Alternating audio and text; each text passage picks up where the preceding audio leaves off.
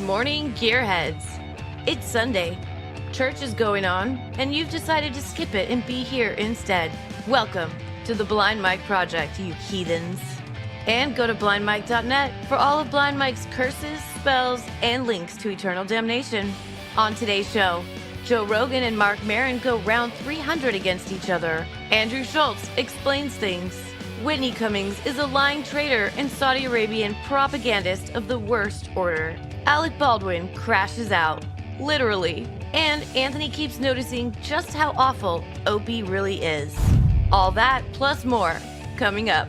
Now, here's your host, a man who's never complained about leaving the porch light on, Blind Mike Geary.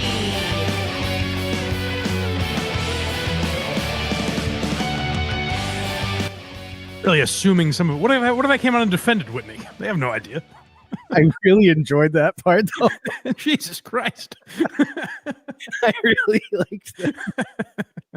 Well, don't worry. We won't be doing that today. We have some Whitney to talk about and a lot of other stuff. I always wonder if Craig sits at home and looks at the clock until it's 9:59 and 59 seconds to send me the link. If he's like, I don't want to spend any time talking to this guy. I figure we can start exactly at 10. So I gotta be honest. Here's the truth. Steel Toe puts some sort of curse on his videos, and I had to go through hoops to download this one. Really? It took me until the very last second. Huh. Yeah. That's interesting. You can't download it. I had to download this other thing to download the big video, but once I downloaded the whole show, he had something like I wasn't allowed to clip it for some reason, so then I had to put it in. Wow. I mean, yeah, it was a whole thing. What a pro.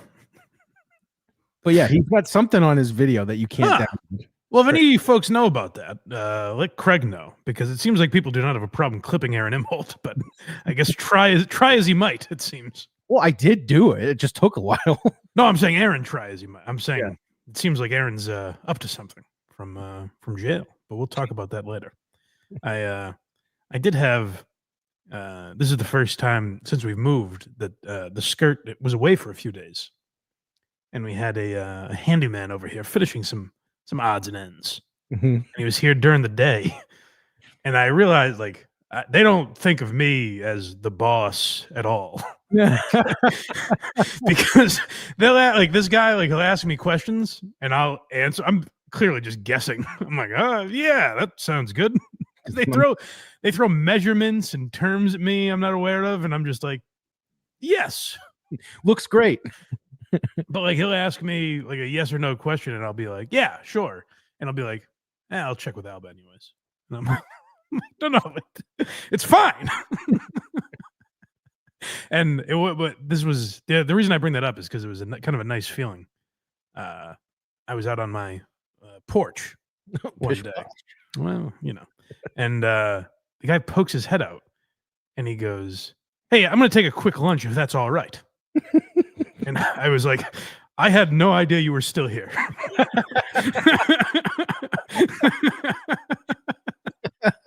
I wanted to look at a watch I'm not wearing and be like, all right, but make it quick.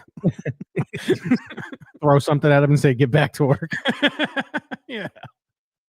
So it's fun, wielding that sort of power. But no, they do not. It really is the Nate Bargatze bit where it's like they expect the man to know these questions, and I'm like, I don't know what you're talking about.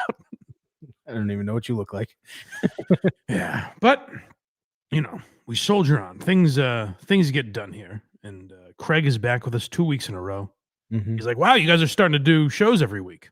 I was like, "No, we've been doing it actually." I didn't know that. It really is amazing when I reference something to Craig about when Casey was on, or when Casey about when Craig was on. They don't like this show. They're not fans at all. HACKRIDE's always Casey is always in the comments when I'm doing the show. I think he pays attention to the comments though. I think that's his world. He's got. I don't think he has any idea what we're talking about. Who is here every single minute of every single show aside from yourself is DJ ELECTRA. Well, she's a good girl. Yeah. All right. Shall we? Well, before we get into it, let me tell you to go to blindmike.net. That's where all our links are. If you want to become a member on Patreon or YouTube, you get early access and bonus content. You can watch us talk about G.D. Fenderson earlier this week. Oh, God. Bonus Why You Laughings, the watch-alongs that we do, all sorts of extra goodies if you become a member on Patreon or YouTube. And if you just want to support the show for free, we appreciate that as well, wherever you get podcasts. Apple, Spotify, YouTube, not just the Blind Mike Project, but Why Are You Laughing and Who Are These Socials are there as well. If you want to leave a 5-star review, like, comment, subscribe, share, tell a friend. All of that helps more people find the show, so we appreciate you guys doing that. I feel like I'm forgetting to mention something. I was on WATP yesterday. I don't know. I guess that's it. Carl, have a gun to your head. I was going to say it was fun. It was interesting to talk about Howard Stern, but you don't need to hear about that. You know, who cares? Who cares how much fun I had or didn't have? You know, go listen for yourself. No, it was a lovely time. I think you just posted the video of that segment in particular. It was really interesting because Howard has a way of viewing himself where he's like, you know what? I think what I'm doing on my show is making a homophobic audience accepting of gay people. And it's like, Howard, in 2025, you don't think like being gay it's not even on anyone's mind anymore. People are like, terrific, you're gay. Awesome. That's cool. Let me jerk you off so I'm cool too. So it was very weird to watch Howard in that state or listen to him with Andy Cohen, who actually did a pretty good job. But blindmike.net is the point. Let's get into our topics today, shall we? Because there's something we've been waiting for a long time. We actually just did a Why You Laughing about it. And I think we said on there, I wish Joe Rogan would just respond to this guy. Like, I wish Joe Rogan didn't take the high road all the time. And the thing about the high road is it has quite an off-ramp. And that's what Joe Rogan has finally decided to take. You can poke this guy as long as you want if you're Marc Maron. But finally, he just blew up. And there was no, like, anytime he's mentioned Maron, he kind of masks it or it's a quick mention or whatever. He just went off. He did. I don't even know if Brian Callen really introduced anything that made him think. I think Joe went out of his way to be like, you know who sucks is Marc Maron. You know what I've had up to here with? And Joe Rogan has every right to do this because Mark has gone on every podcast that would have him to be like, man, Joe Rogan is ruining society. Like, not just he's a bad comic or anything like that. He literally blames him for all of society's ills. So on a recent Joe Rogan experience with Brian Callen, we will hear Joe Rogan finally unload on this guy. It's just like people are always trying to build themselves up by taking other people down, and it's historic. It's been going on forever. It's always the case, and it's normal. Like when you're young and you're coming up and you see people that are doing better than you, like, fuck that guy. It's normal. But it's not beneficial. It's not good for you. Well, you can use it to inspire you. Yeah, that's what I do. I've done what they do. I've hated on people. I definitely did when I was younger. It's just not smart. It's not a good strategy for life. Doesn't help you. It's, you know, your identity gets too wrapped up in conflict, and it's just like super unhealthy. Well, we know people our age who are still doing that shit. Of course. Comics. Marc Maron, don't say it. I mean, I don't get it. So that's what he usually does.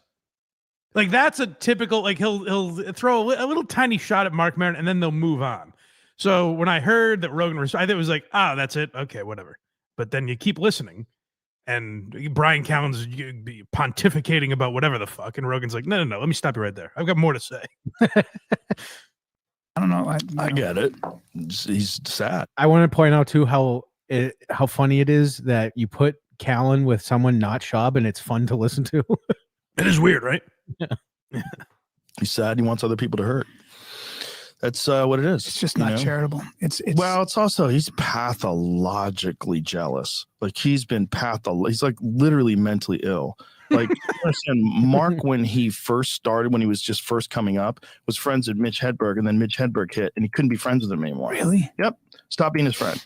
Same thing with Louis C.K. Louis C.K. and him were tight. Louis blew up. Mark didn't. Yeah. He had to fucking hate him, and it turned on him. Talk shit about him openly. And then he became successful. And the years where Mark was successful were the best years of Mark. Because Mark was fun. Mm-hmm. Like, I've had ups and downs with Mark. I've gone through this with him like 3 or 4 different times where we he gets upset at me, and then we talk, and then are we good? We're good. Like he likes to do that. Let's talk. So this is what we talked about. We just did a Why You Laughing about Rogan's appearance on WTF 14 years ago, where I said it was so interesting because the problems are essentially the same.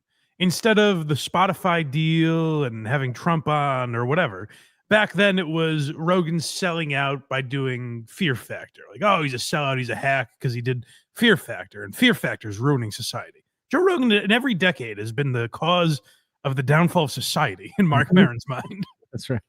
But it was interesting to go back and do that episode because at the end of it, you hear Mark go, you know, it turns out Joe's not such a bad guy and we're not so different. Like you hear them kind of bond throughout the episode. And in Maron's summation of it, he's like, maybe I had this guy wrong. And he does that with a lot of people. He had his 90s sitcom moment. Yeah. He learns his lesson. Yeah. And then he teaches all of us with him. Yeah. But the problem with learning lessons is you have to learn them, unfortunately. Right. You can't just have this experience and then do nothing with it. And it's interesting to hear Maron did some of his final episodes. I listened to a couple, and we talked about on Patreon the one that Judd Apatow did with him, which was actually good because it was kind of a unique way to do sort of a best of type of episode. Because you hear Maron reflect on a lot of this stuff, and you hear him talk about his relationship with Louis. I wish Apatow brought the Rogan clips because that would be interesting to hear as well. Because you hear Maron like talk about all these lessons he's learned. And then he goes right back on Instagram Live and is like, Dave Chappelle is the problem with everything. It's like, what? So you didn't learn anything from any of this. And that's what I think Rogan's about to get into is like, it's not learning a lesson if you revert right back to it when the guy leaves the room. Right. Shit about you. And then you confront him and he says, you're right. And with me, my relationship with him was really complicated because when I was an open micer, I was 21 years old and I was just starting out. Mark gave me a compliment once that really helped me. He came up to me and he goes, "Hey man, you're really funny. Just keep doing what you're doing. Don't listen to anybody else. Just keep doing what you're doing." I was like, "Wow, thank you." That's his best side. That's the good side. It's not all bad. No. And he was a young guy back then, right? So he was just being cool. It's great. I like that in Rogan's mind, we all think Maron is all bad. He's like, guys, just so you know, this guy's not all bad. It's like, well, it seems like you thought that, definitely, which I'm glad. You kind of feel good for Rogan because it's a weight off his shoulders. He's unloading all this. Finally. Then over time, obviously I became more famous than him and more successful than him. And he does not like that. He fucking hates that. And the only time we were cool was when Mark was number one. So Mark, the podcast took off, and you got to realize it took off when he was deep into his 40s, right? And it was the number one podcast in the country. And he was on Rolling Stone magazine. And, you know, he had his own show on IFC, the Maron Show. And he was fucking great. He was cool to hang with. He was fun because he didn't have to compare himself to anybody anymore because he was a success. Like, that's a really interesting type of guy because, I mean, the stereotype, like how many examples are there of the exact opposite? Where it's like he's a cool, fun guy. Then he's on Rolling Stone magazine and he's number one in the world and everyone loves him and he becomes a complete dick.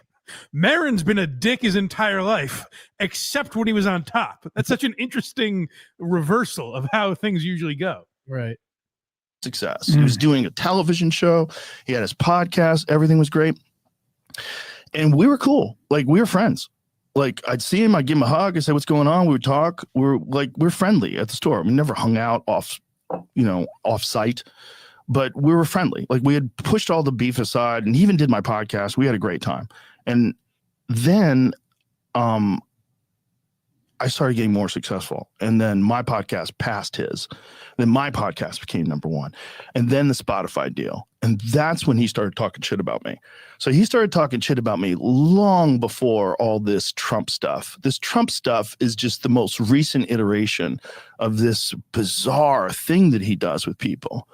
And which is true, by the way. I don't remember this. I don't remember Maron going off on Rogan until the Spotify deal, and then when he started having like Elon Musk and Trump and all these people on. Like it wasn't happening before that, where like Rogan's more or less the same guy. I know I see like in his comments and things, people are like, "Oh, he's gone further to the right now," or whatever. But like he talks about all the same subjects he has, almost to an annoying extent. You know, like he talks about the same subjects he has for 15 years. And Maron didn't have a problem with it until he started getting popular. And that's my thing with a lot of people with Rogan is like your issue with him is that he's successful. And to me, that makes no sense. If he was saying the same thing and had 4,000 listeners, if it's a moral thing, you should still have a problem with it. I get in theory. But the issue is you don't like that he's making money. Yeah, the only place it sounds like he potentially might have changed is just the way he runs his club. But he has to, you know. How do you mean? Like if someone bombs once, they're never allowed back. Like it's just that Tim Dillon story. Is that what you're thinking of? Yeah. Yeah. That I don't know enough about that, and I don't know how much of a hand he has in that. But yeah, that is strange. It sounds frightening, actually. Yeah, especially like Joe Rogan being the arbiter of what's funny. But if I was doing stand up and I looked up and Joe Rogan was looking at me with his arms crossed, I would shit my pants. But the thing about Maron is like he has some valid criticisms, and if he went on and voiced them to Rogan, he might even actually make Rogan look dumb. But Maron is afraid, and he knows that it's backed by nothing, really. Like, he doesn't actually think Rogan is the problem with society. It's fueled by jealousy, and it's why he doesn't want to confront those issues, because he knows that it doesn't come from a righteous place. What's one valid criticism? The pontificating about like cancel culture and stuff to this point, like when they kind of won that war to a degree. I get where Maron is coming from with that, and I also get the idea that there's something he said about creativity and kind of settling for like people, the people that copy Rogan and are just like, oh, I can just talk about whatever subject for 3 hours and I know how to get into the algorithm. Like Maron, there is something there that Maron is pointing to. Like I said with Jeselnik, is like they have some valid criticisms, but I think these are things that would be solved in 40 seconds if they talk to each other. Because Rogan would go, that's not how I feel. You know, like I'm not digging my heels in. This is what you've projected onto me, you know? I feel like Maron can be correct and then completely wreck it with his reactions. There's things, even like some of the stuff that I'm talking about that Maron is right about. There are things that people project onto Rogan because of his influence, like the people that copy Rogan and stuff like that. And that you can't blame Joe for that. I think it's in a later clip too, like the culture around Joe Rogan, which is out of his control. Right. Yeah. You can't blame Joe Rogan for Brian Redband being rich, you know? Right. He had decided that I was an asshole, like just because the podcast took off, but it was not a big deal. It was like I'd heard people say that he was saying things, but then after the Spotify deal was a real problem, and that's when he started coming after me. And it was about vaccines, like so he was talking about me on stage about vaccines. It's like, by the way, everything I said was correct. I was glad to hear Joe say it because he's right. Because you remember we talked about it on this show where I was getting like really into it, where Rogan would have Dr. Robert Malone on and Dr. Peter McCullough, and those are the two people he cites in this rant, where he was having people, vaccinologists, on and talking about this stuff. It wasn't Joe Rogan coming up with opinions, and he was right about like the ivermectin stuff and all of that. All he said was, hey, I talked to my doctor and he gave me this and this is what I did. He didn't say you should do it. Like that's a complete misrepresentation of what happened. And people like Maron and Chris Cuomo and all these people just completely shit on Rogan. And there's never a moment, like if it comes out that I'm wrong about Bill Burr, not that I mean anything, but like on this podcast, I do. So I'll come on this podcast and be like, shit, I was, and we'll talk about how I was wrong and we'll laugh at what an idiot I am, whatever. With Rogan, there's no one that ever comes out and goes, hey, I was wrong. We called him a fake doctor, and we showed clips of him using the N-word out of context to try and ruin his life.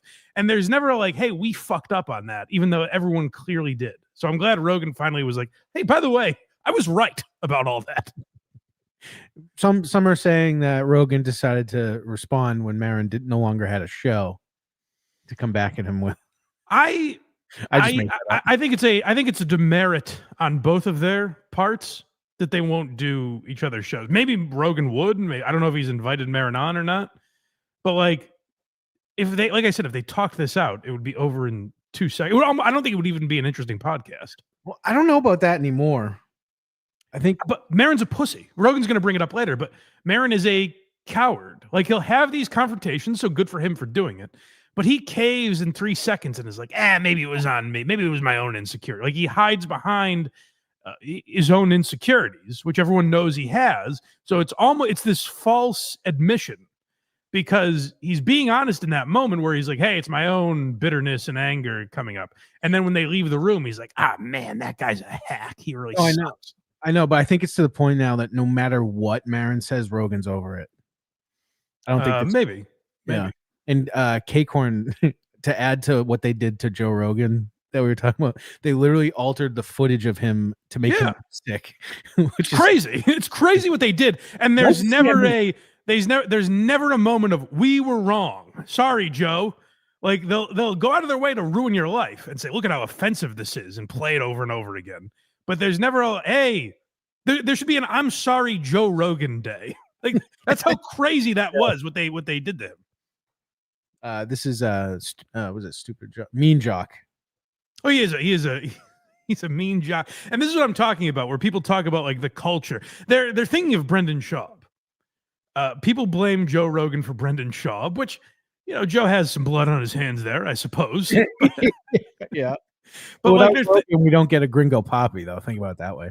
Or even the guy sitting across from him. Like, they're thinking of Brian Callen, like kind of meatheads that are pretending to be intellectuals, where it's like, say what you want. Maybe he's not as smart as he thinks he is, but Joe knows a little about a lot of things and like is interested in a lot of subjects, and he talks about them. And people blame Joe for guys that are kind of copying him, and Maron is certainly the leader of that. So these are the people that I had on that were talking about this stuff. It had nothing to do with that Maron was upset at. It had to do with jealousy. I think, though, it's another thing. I think some people have a very traumatic experience when they're younger. It could be high school. And we're going to have to get through philosophy of Brian Callen here, but I don't even think he's wrong, though. No, he's not. He's not. Of that experience. So we just spent the first fucking third of this podcast was about fighting, working out, and all that stuff. There's a physicality there. You are a physical guy. You're physically imposing. You can choke. You're ripped when you sweat. You're really hot, Joe. Somebody unconscious. By the way, physically imposing. He is 5'8". Like, let's not get too crazy. When he's on stage, he's like 12 I wouldn't fuck with him. I'm just saying physically imposing might be the wrong word. Yeah. That meathead persona, that kind of like forward tilt, that yang energy, that very hyper male energy. Some people have a very bad experience with that kind of energy when they're young. They might be. I understand, right? But you have to judge people. Of course you do. Straw man people and pretend that they're mean. Of course you do. He likes to pretend that I'm like a mean jock. But that's what I'm saying, is that you've got to, like, as an adult, after a while, you have to come to terms with whatever emotional reaction you have to whatever this avatar is that you've put all this stuff on, which we all do. I think you've got to take after a while, you got to go, hey, this is where I got to let go of all that stuff, and I got to take the person at face value. Yeah, but this is you're talking about introspection, and he doesn't have that. That's not him. he does when confronted, and he'll apologize. Yes. Like, that's his whole thing. Are we good? We good? And then you hug it out with people. He also lies. Like, one of the things he lied about, he did a podcast with Howie Mandel, and Howie Mandel asked him if he had problems with comedians. Like, no, I don't have any problems with any comedians. I've never had any problems with comedians. Like, what are you talking about? He's had a problem with every single comedian that's more successful. This is where we're learning Joe does look at Reddit and all the YouTube videos that are made on a lot of this stuff. Like, Joe starts bringing up stuff that comedy fans are talking about. You know what I mean? I think he probably sees it, but I think it's people like Bert Kreischer sticking a phone in his face. Maybe. Look at this. Very likely. But I like that Brian Callen was like, yeah, I know, but we have to take the off-ramp and get back on the high road here, right, Joe? And Joe's like, you know what? He also fucking lies, this guy. I heard he killed a woman and buried her behind a desk. He's 100% right, though. It is kind of bullshit to be like, because I heard Maron talk about how much he's grown through this podcast and what he's learned about himself and introspection and all this shit, which is great if you really have. But you can't do this thing where you're at the end of your podcast, you're like, are we good? And then go and shit on them for the same reasons you had before. Because it's like, you admitted It was your fault. Remember that? And now you're going back and doing the same stuff over and over again. So he's cowardly in that way. I respect him for having these confrontations. It's something a lot of guys wouldn't do on air. And he talked recently, my buddy Germ sent me another interview that he did recently where he talked about another beef I didn't know existed with Jon Stewart, where Jon Stewart was like, I'm not going to do this on air with you, man. We have nothing in common. We have no interest. What does it do for me if I talk to you on your podcast? Like, Jon Stewart just had no interest in it. So Maron was doing it like kind of for clicks, but you can tell when he's talking about Jon Stewart, like he didn't learn anything about that relationship. It's phony. Marc Maron is just a bitch. That's essentially what You said it, friend. Bill Burr, Louis C.K., Dave Chappelle, me, Tony Hinchcliffe, everybody that passes him, all this. I will say, stop trying to make Tony Hinchcliffe a thing, Joe. I mean, he is, whether you like it or not. Look at Netflix, you know? I know. Sudden he talks about them on stage, and the Theo thing really drove me nuts because that sent Theo into a real spiral. Did it? Yeah. Well, Theo went into a spiral, and that was a big part of him getting attacked. Was Maron talking about him on a special, saying that he'd have Hitler on his podcast? Well, why is he saying that? Does he think that's true? Does he think? I'm going to defend Maron here. I will as well. The joke was funny. It was obviously a fucking joke too. Hey, Hitler. It was clearly a joke. If Theo can't be that sensitive as a comedian, I think Rogan is probably correct in that the reason Maron made that joke is because Theo passed him. He wasn't talking about Theo that way. And Theo Von's not a Nazi. Like, it's silly. But like, it was clearly a joke and it was funny, you know? Like, even if you didn't find it funny, like, you can tell it was from a place of humor. So the joke was everyone goes on Theo Von's show, and he has everyone. He would have anyone on. Well, the joke was he's calling Trump a Nazi, basically. He's saying like, oh, Hitler, he would have Hitler on, and he's essentially calling Trump Hitler. So to be fair, it's not from a full place of good intentions, but like, it was a joke, and he's a comedian. I can't shit on him too much for that. It's to think that Theo has anybody on his fucking show, including Bernie Sanders. He's learning. He wants to learn. He'll talk to people, and he will talk to anybody on his podcast. That's not what the thing is. The thing is that Maron's podcast, which was #1, isn't even in the top 100 anymore. I don't even think it's in the top 200. I don't even know if that's true, but now he's really going on. This is a Rogan like we've never seen him before. I've never heard him talk about podcast rankings or anything. He hasn't been like this since like the early days of his show, where he would shit on everyone and not realize people listen to it. But I don't remember ever hearing him talk about like, I'm #1 and this guy's not in the top 200. I've never heard Rogan like that. So good. I mean, good for him. I respect it. I don't even know if it's true, like I said, but either way, I like it. I think the straw that broke the camel's back will be the one Maron clip we have that we'll play later. That's great. That really adds insult to injury, but we'll get there.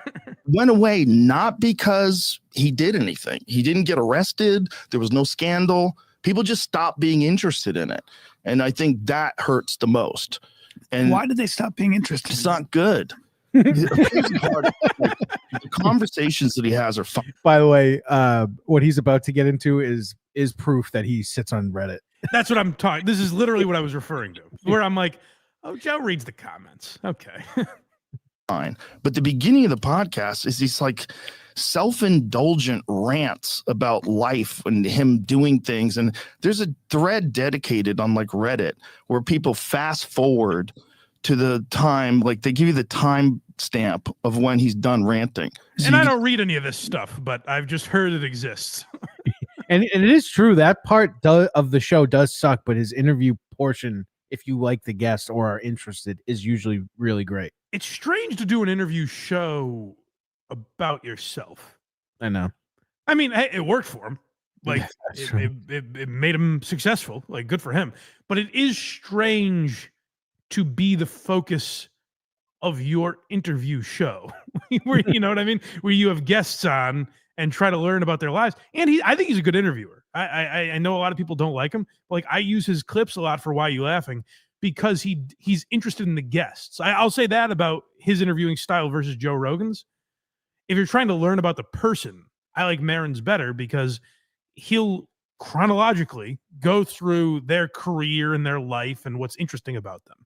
And I do believe he's interested in a lot of his guests. So, like, I think his interviewing style is very good, but it's weird. Like, it would be weird if the Tonight Show was about Johnny Carson. Yeah, you didn't know anything about the guy from his show. You know what I mean? Like, it's a strange concept, but like I said, he made it work for him. Yeah, like when Vince Vaughn sits down with Marc Maron and he's like, "What was wrong with me when I was a kid?" But I should say he made it work for him. But according to Joe, he actually didn't. This podcast sucks. He wants to hear it. Like it's an inside, joke. But it just that's the reality is it's like Theo passed him, like rocketed past him, and now he has like the number 2 or number 3 podcast in the world. Sometimes there's a Behind me. True.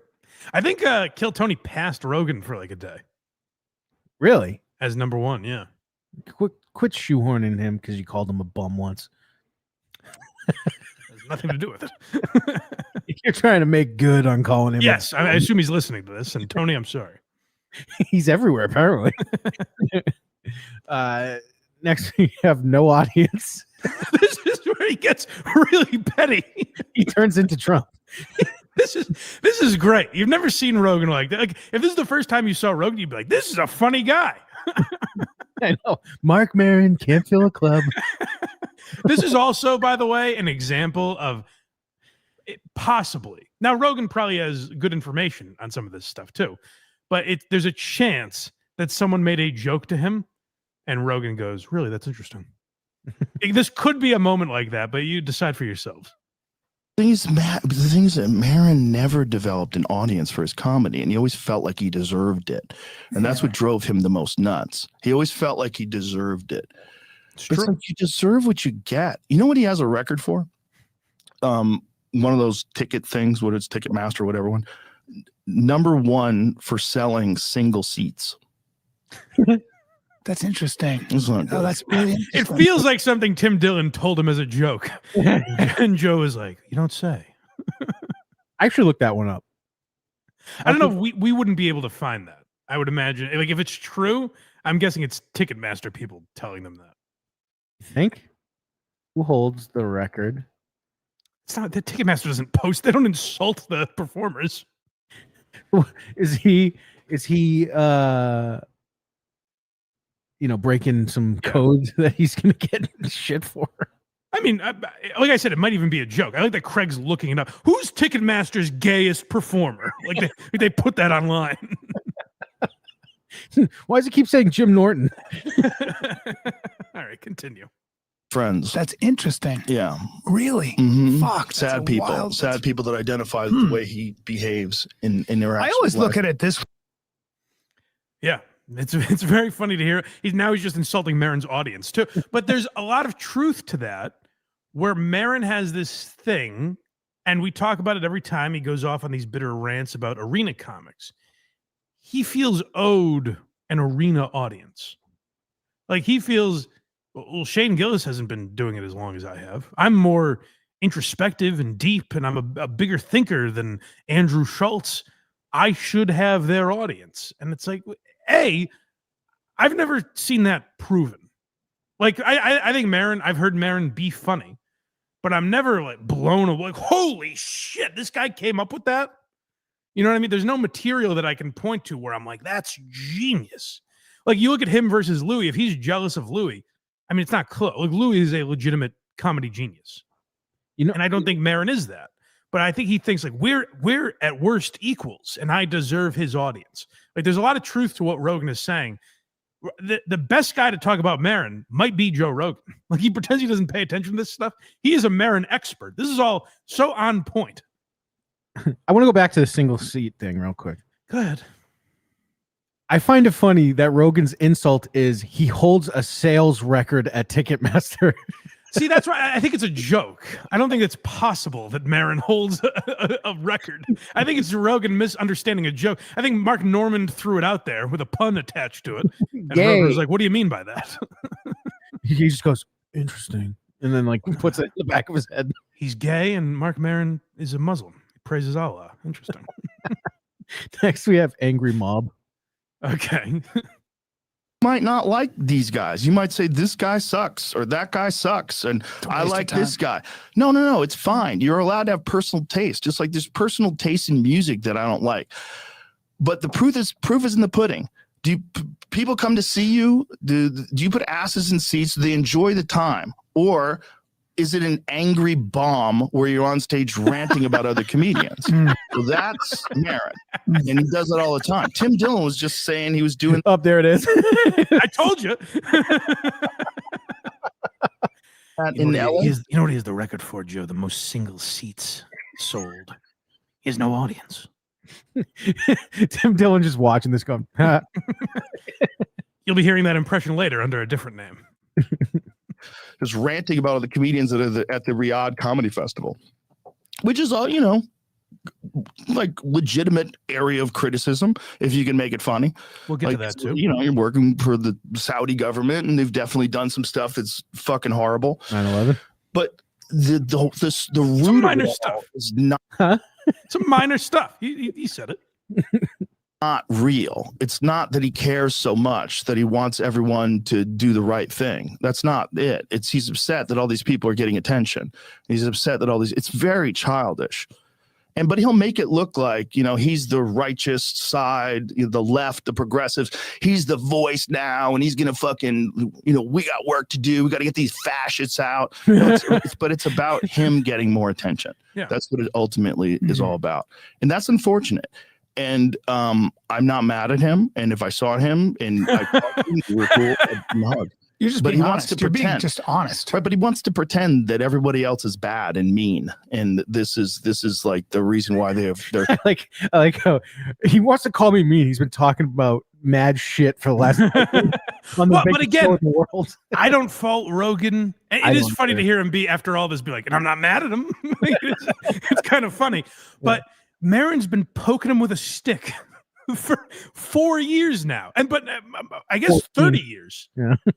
Because they were talking in that WTF episode 14 years ago, they're talking about how this goes back decades. Like it's been forever that Maron has been poking him with this stick, calling him a fascist, calling him all this stuff. And finally, Rogan is just like, he's an angry, bitter fuck. Fuck him. He has no audience. His podcast stinks. Like it all just comes spilling out because Rogan took the high road forever and was like, eventually this guy will go away. And he never went away. He just kept blaming Rogan for everything. It all comes down to probably at like Dick's comedy. There was probably a show where Rogan went on after Maron, and that was it. That was literally probably it. He was like, "Why the fuck is he opening for me?" And blah blah blah. And it's because Rogan, when he was young, was like athletic, and I guess considered a good looking guy. Like he was on TV and all. And Maron looks at that, and he even says in the famous Louis episode of WTF, he's like, "It's not for them. It's for people on the fringes. It's not for good looking guys or athletes or any of that." Like Maron has this belief that if you're a comedian, you're supposed to be a ghoul with enlightening, introspective thought. Like that's the only comic you're allowed to be in Maron's eyes. And then when he confronts these people, he admits that's not true. And then he goes right back into that hole later. And Rogan is again nailing it. I would watch, if Maron continued his podcast, I would watch Rogan break it down every week. Rogan doing a fan show of Marc Maron's podcast would be great. Because he's right in that it is fake morality. It's criticizing these guys. Like Jeselnik. I think Jeselnik has some phony morality too when he does, because you notice he only piped up when he had a special to promote. Yeah. So there's phoniness in there as well. But Maron has this thing where he hides behind, I think, some of his beliefs, but like makes himself seem like a good person, where he's like, oh, they're going after the trans community and beating these people while they're down. So like if you criticize him, he's hiding behind this idea that now you're also criticizing trans people or, the downtrodden, whatever. And it's not true. What he's really saying is, I don't like that Joe is successful. I should be successful. He should be. Yeah. And mean. And this is like the reason why they're successful, or that they're hacks. Or that the culture's corrupt. And Well, he that's also why says you're ahead. some dumb shit like, you know, you can stop making fun of trans people. They can't get health care. That's one of the things he said. Like, what are you talking about? They can't get health care.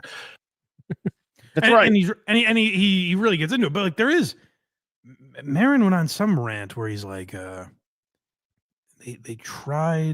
they made it so trans people can't get healthcare. I think that's literally what he said. Like I don't think Rogan's exaggerating. I'm trying to remember exactly what Maron said, but it was something to that effect where he's like, they took healthcare away from them. That wasn't enough.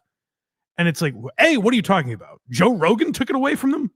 He's got some influence, but I didn't realize he had that much power. But also like healthcare wasn't taken away from trans people. Like now you're trying to overly simplify a complex issue. And again, that's what I'm talking about, where he's hiding behind this morality to call Joe Rogan a bigot or a scumbag. Yeah. Well, in Maron's eyes, a transgender with pneumonia goes into a hospital and the doctor's like, you pretend you got a cock? Get the fuck out of here. but again, Rogan had these thoughts about trans people 10 years ago. You know what I mean? Like, where was Maron then saying, hey, this is bad what this guy's saying? It's only out when the Spotify deal comes that he has these strong thoughts on it. Seth Simons is better at this than Marc Maron. Let's not get crazy.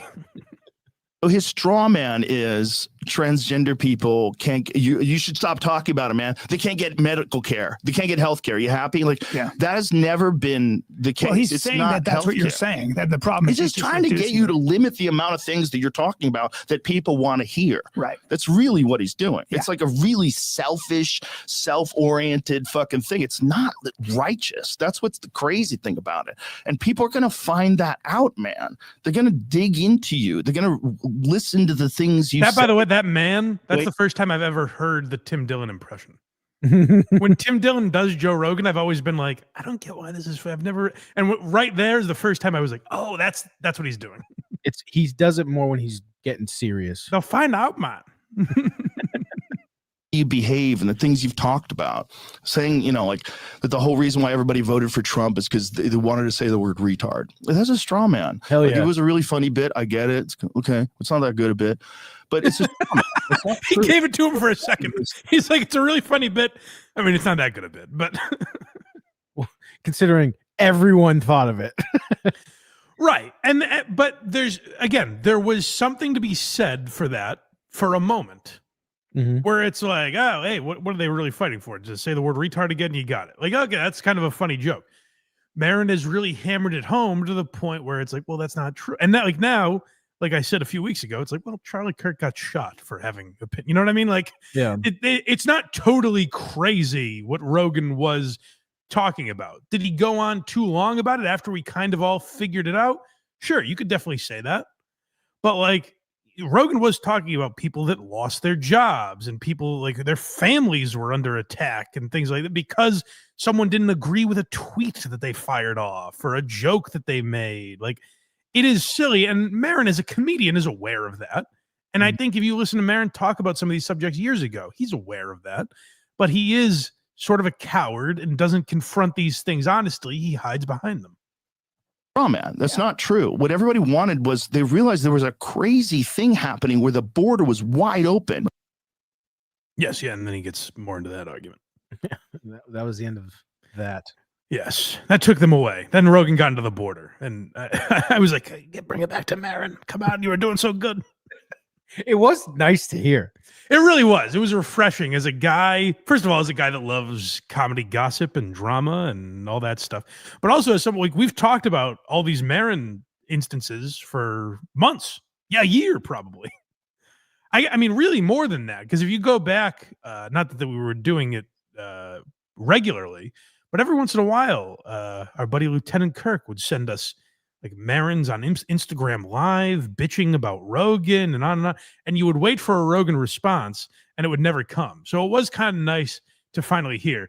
And then the real salt in the wound has got to be on Maron's last episode. Yes. Because for him to have to sit there as his idol, Barack Obama, kind of a weird choice for the last guest. Wouldn't you say? Definitely. They already did it, first of all. Like, maybe if Obama was never on, maybe that would be interesting. I guess the argument would be like, that was the big moment. How is the last episode not in his garage? That's also weird. And it's on Obama's YouTube channel. Yeah. Some people thought it wasn't Maron's. Some people were like, oh, Obama interviewed Marc Maron. Yeah. So yeah, very odd. Like I don't think it really mattered to if the whole theme of the podcast is confronting your demons and your issues and these beefs that you've had. I think Obama's a pretty weird choice to have as a last guest. But I didn't realize Obama was one of the dogs. I didn't realize Obama, he's a big fan of a lot of the podcasts that we like, I think. So it must have really stuck in Maron's craw when this happened in the middle of the podcast. There is still, I think, a power in just people listening to conversations if they listen to the whole thing. Sure. That I think is different. Yeah. You and Rogan, I guess, came up. Yeah. Started right around the same time, right? And he passed you. Is that do I have that right? He left you in the dust. He got a lot bigger than you. I did you a favor, came on the podcast, but he's skyrocketed past you. It'd be I wish so I could this bit would be so much more fun if I could do an Obama, but I can't. It'd be so funny if he was just like, do you think you could get me on the show? You know anyone over there? It was interesting to me when people started criticizing, I don't know, Bernie or somebody else for going on Rogan. Right. It's like, well, why wouldn't you? Yeah, of course. Go. Going on the biggest show of all time. What kind of a bitter guy would you have to be to criticize someone for doing that? He actually had everyone on. Well, I mean, what kind of jealous cunt would you have to be? Am I right, Mark? Totally. He's just like, whatever you say, Mr. President. Great. If Obama went in here as a secret Rogan fan. Obama's Mossad and Mossad controls Joe Rogan. It's like they always say in the church of what's happening now, Mark. You got to let go of your demons. If you have time to go have a conversation with somebody, then that is while Obama's talking, Maron's just squeezing the microphone tighter. Where's he going with this? Consistent with democracy. To me, engaging in a honest conversation that's not just yelling, not just trying to score points, but I mean, that guy is good. He knows how to hold a conversation. He knows 3 hours. That's very impressive. He knows how to get the most out of everybody. Really lets people talk. He had a great conversation with Louis C.K. You like that guy? I think he's a genius. It's crazy. He had a sitting president on his show. I mean, Louis C.K., he didn't make them stay in that room. He said they could leave whenever they want. He starts doing the Shane Gillis bit that got him fired from SNL. Let me tell you, they had ducks hanging in the windows there. I'm listening, and I'm going to kind of share how I'm thinking about things. Still valuable. That part of it is valuable, and the fact that we can have access to that. It's great that we all get to listen to Joe Rogan whenever we want. Pull that up, Jamie. I'm just messing with you, Mark. That would be unbelievable.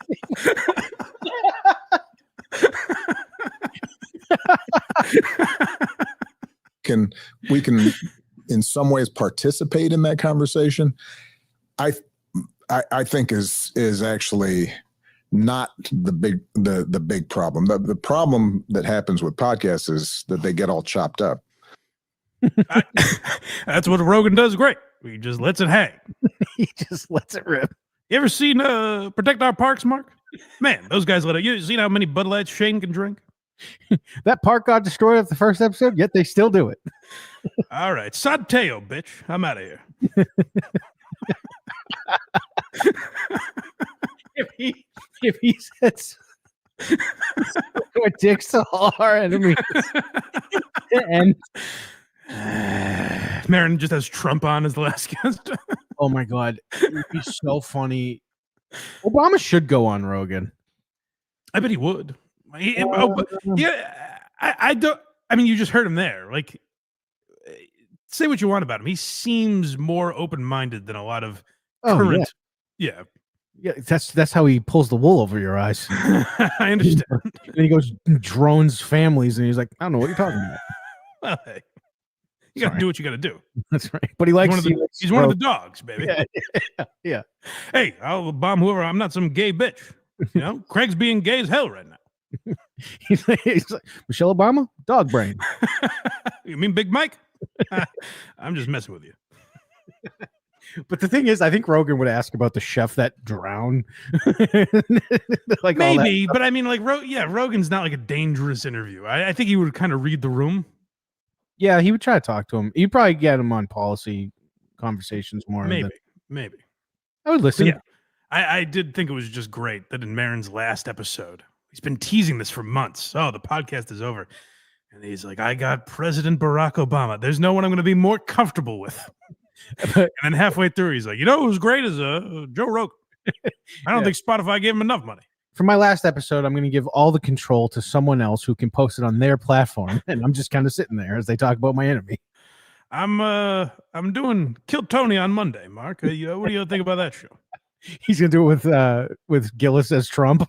Man, that William Montgomery better stay in his lane. Otherwise, I'll hammer him.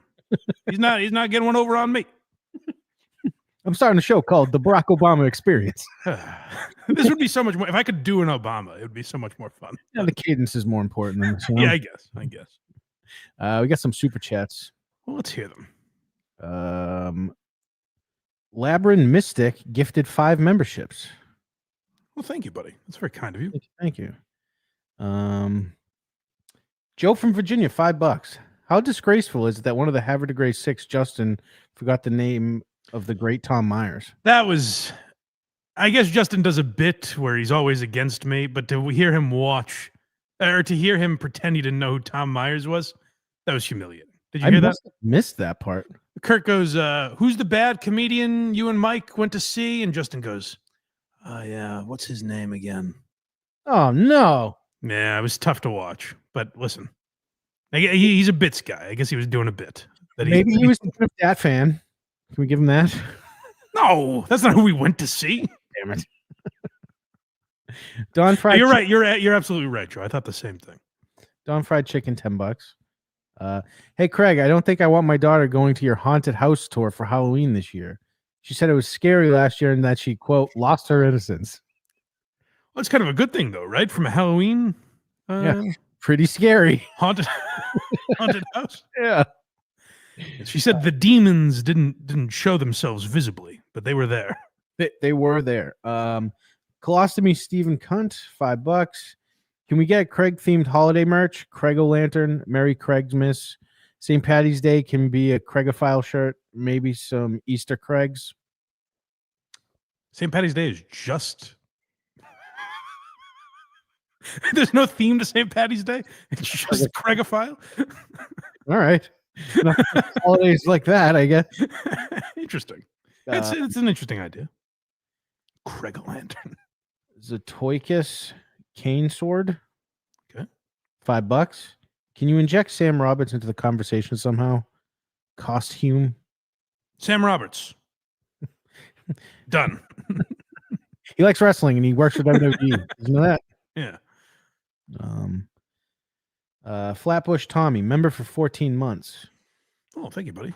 I always say it, but I genuinely look forward to these shows every Sunday. Thank you all, Team Blind Mike, for putting up with me over the last year. It's 14 months, not just a year. Hey, it's been a lot to put up with you. You've really been a thorn in my side, but we've gotten through it. Every time the show ends, I go, that motherfucker. That son of a bitch. But we make it to the next week. Murchison's Mouse, $2. Wow, did not see Obama defending Louis coming. That'd be great. That would have been funny. And Flatbush Tommy, $2. We got to get Big Mike on Blind Mike. I don't know that I'm the one to handle that. Maybe bring it back for a very good show. Maybe it'd be funny if she was like, yeah, maybe I'll branch out and do something like that. And then they see me like, another fucking thing. Yes. What's next? Oh, so we have to get into the Riyadh Comedy Festival now? Yeah. Listen, if you're sick of Riyadh talk, you're going to want to skip the next little bit. I understand if you're over it, but for me, I find it fascinating. It is. The way podcasts come out now, it's going to be dragged out over time. But the way comedians are responding to this it's madness. It's like there's a true meltdown going on in comedy, and I think it's fascinating to watch. So as a show that covers news and comedy, I don't think we have any choice but to cover it, especially when it's as disastrous as the response from Whitney Cummings, who, just for a setup here, I saw people talk about this clip from Whitney Cummings, where she, goes off and calls her fans racist. We'll play it in a moment. Blah, blah, blah. But, I sent Craig the clip from the full podcast, and he messages me yesterday and says, hey, I think you have the timestamp wrong for this Whitney clip. I said, boy, I really don't think I do, because usually I do it in at least a way where, like, if it's wrong, it's maybe a typo that Craig figures out. I hit a 4 instead of a 3, and he's able to figure it out. But I went back and looked just to make sure, and I was like, oh, that's where they talk about it right at the end of the podcast. Mm-hmm. The segment is missing. Yeah. In fact, I listened to so much of this episode because you haven't done that in like 2.5 years. Right. What am I doing wrong? So they edited it in a way where she's talking about like female influencers, and they leave on the end of the Riyadh segment and make it seem like it's one conversation. So she did this and then got scared because people didn't like it.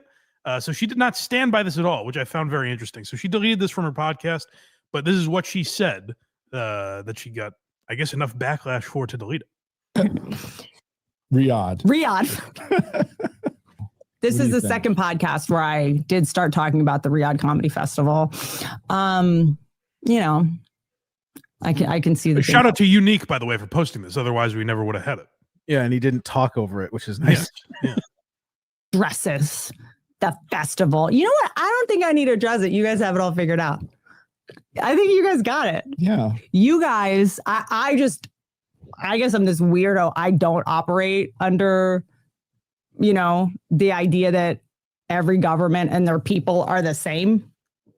But I guess that's like, you think that the people of Saudi Arabia and the Saudi government all share. I think that they definitely got the memo to hit that point.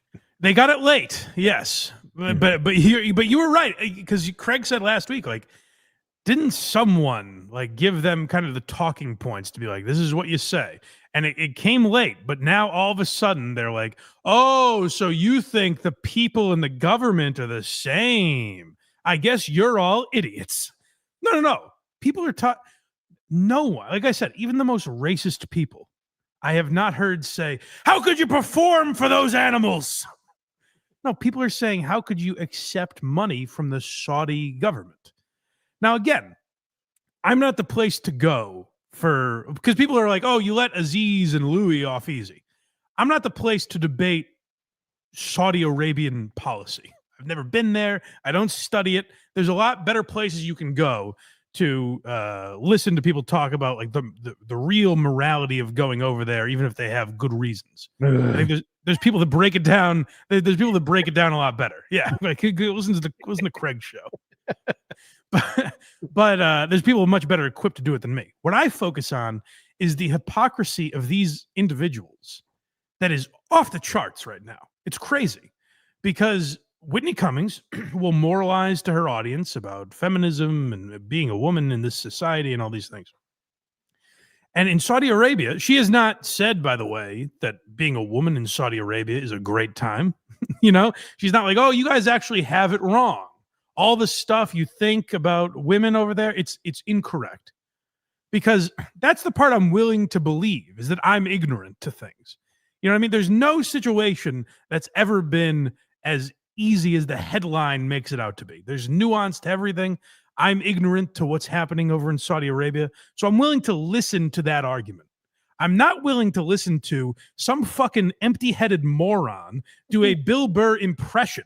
Like, if you thought Bill Burr's response was bad, this is like if Bill got hit by a truck before he did that dumb podcast a couple weeks ago. It's pretty sexist of you. She has nothing to say about this. Listen to this idiot who's saying, oh, so you think the Saudi Arabian government, and I don't even mind Whitney, by the way. Like, I think Whitney is comedy's sort of crazy aunt. Like she's got pills on her all the time. She's nutty. One day she's talking about feminism. The next day she's pro-Trump and hunting people during the LA fires that were happening, the wildfires. She was out like hunting homeless people or something crazy. She's nutty. She's zany. So I don't have a problem with her. But to call your fan base racist, and by the way, when she's like, you guys have it all figured out. Who? The people saying, hey, Whitney, why did you go over there? The people asking why you went over there, they have it all figured out? No, they were saying, why would you do this? Because maybe if you have a good reason, people who wouldn't give a fuck. Like I said, I don't give a shit that Chris DiStefano was over there. There are people that can tell you why it's bad that Chris went. But me personally, I'm like, yeah, Chris is a dummy. He would tell you that. He's never told me how to feel about issues and how I should think about things. So I don't now look at that and go, Chris, how could you? You've turned your back on who you were. The problem is people like Whitney moralize and then come over here and call us racist for going, boy, that's odd that you would perform for the Saudi Arabian government. They're your business partners now. And I guess you have to defend them. And this is what they're paying for, by the way, is the PR, is you calling all of us racist for thinking that there might be some blood money involved in all this. Like, all this takes, and it goes away, is them to be like, the money was just great. They offered me, if they came back and were like, listen, we're going to hear Andrew Schulz do that. I think Andrew Schulz handles it much better. I've seen Andrew Schulz get criticism too. I think Schulz kind of handled, really the only one that's handled it like a comedian is Tim Dillon. Yeah. Tim Dillon said, I'm taking their blood money. He said he's going over there and performing a behanding with Sebastian Maniscalco. Like he handled it like a comic. And by the way, if you want to talk about free speech, they're like, it's so free over there. There's a Chili's, dude. Brutal. There's a fucking Chili's. What are you criticizing me for? Brutal. This is the basis of where I get his voice. Yeah, no, that's very funny. but like, don't come back here and tell us like, no, it's great over there. It's like, well, did you bring up any of the issues that people have? You know what I mean? Like, did you bring up any of this stuff? Because Tim did and got thrown off the event. So that tells me there are some things that you weren't allowed to talk about. He got thrown off the event. Like everyone like him gets thrown off buildings over there. Am I right, Mike? No, apparently not. They're really cool to gay people and women over there. It's awesome. Okay, it's a fun time. Chinese government. And have you seen like WWE's been going over there for a bit? Yeah. And they recently-ish started letting women on the show pretty regularly, but they have to essentially wear a black trash bag from their neck to their feet. No, that's a lie. That's not. That didn't happen. We're all wrong about that. It's actually, if you're a woman or a gay person, go take a vacation to Riyadh. It's a great. It sounds like an awesome time. Stop at the Taco Bell. Chinese people are exactly the same. It's just racism. I think it took me a second because when people are going like, you're doing something unethical. I'm like, oh, these must be ethical people. Let me listen. And then you're like, oh no, you're just racist. But these are also, by the way, the same. Whoa, give me some. What are you basing that on? Oh. Who did you listen to that was racist? Like who? Name a few people. Bill Burr at least alludes to there being a problem, kinda. I gotta be honest, I don't even know that he did. I don't either. There was like hints of it. I really don't think he did allude to there being a problem. He was like, it's great. Remember he said they're silly. That's true. He called them silly over there. So if Whitney came over here and said, listen, first of all, it was a lot of money. I took a lot of money, which as much as I like gave Louis and Aziz credit, they never said that. They never like, hey, we took a giant bag of money. You know, Pete Davidson did. As much as Pete Davidson pissed on his father's grave, he was like, hey, I took a lot of money to do it. I told my dad I might as well take money from them. Yeah, because that's the main reason I did it, is take the money. If Whitney came back and was like, I mean, from my perspective, it is not as bad for women over there, and it seems like they're trying to progress. You could call that bullshit. Whatever. You can argue with Whitney, and a lot of people would if she did that. But like reasonable people, I think, would say like, okay, like I don't know enough to argue with her about it, so whatever. If she wanted to take money for that, good for her. This would all be done. This would be dead. But these comics are making it so much worse for themselves. it's interesting. It's really interesting to me to watch them spiral. I know some people are like, we're done with Riyadh. We've talked about it. To me, the spiral by them is what's truly fascinating. And don't worry, people. Bill Burr, there's no clips of him this week. There are no clips of Bill Burr, although I did assemble in email form. I have a draft ready to go for you for Bill Burr's hypocrisy. We just didn't do it this week. Oh, I thought you were going to send it to Bill.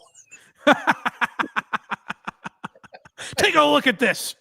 I got a strongly worded letter from him. No. You know, Trump's not my president. I'm nothing like our government. But other countries are. Just because you don't believe in comedy, it doesn't mean other people. Mike, do you like freedom? Craig, actually, I've never talked about this. No, I never have. Well, you might like Saudi then. I've been an anti-freedom guy. No, I would hate Saudi because they're very free over there. It's just, we are oppressed here in America. Yeah. But it is a hoot and a holler over in Saudi Arabia. It's a grand old time. This back slaps abound. Which, by the way, maybe it is. I've never been there. They've done zero to prove that. Literally, Bill Burr said there's a Chili's, which who gives a fuck? People talk about Detroit being bad. I'm sure there's plenty of chain restaurants. You know, they're talking about the people not being their government. That's true, right? Yeah. The government paid for all of them. And Bill Burr even said they were all in the front rows. Yeah, he said the teachers were watching us. Yeah. He said like these Saudi Arabian diplomats were in the front rows to make sure we didn't go over the line. He said it was like having the principal watch them or something. So where is that? Where is that explanation as to the business partners you're dealing with? No one is like, how could you perform for those citizens? Why would you do it? You know, like it's maddening to hear them try and spin this and think we'll just get out of it because they've lectured us on cancel culture and all this stuff for a decade now.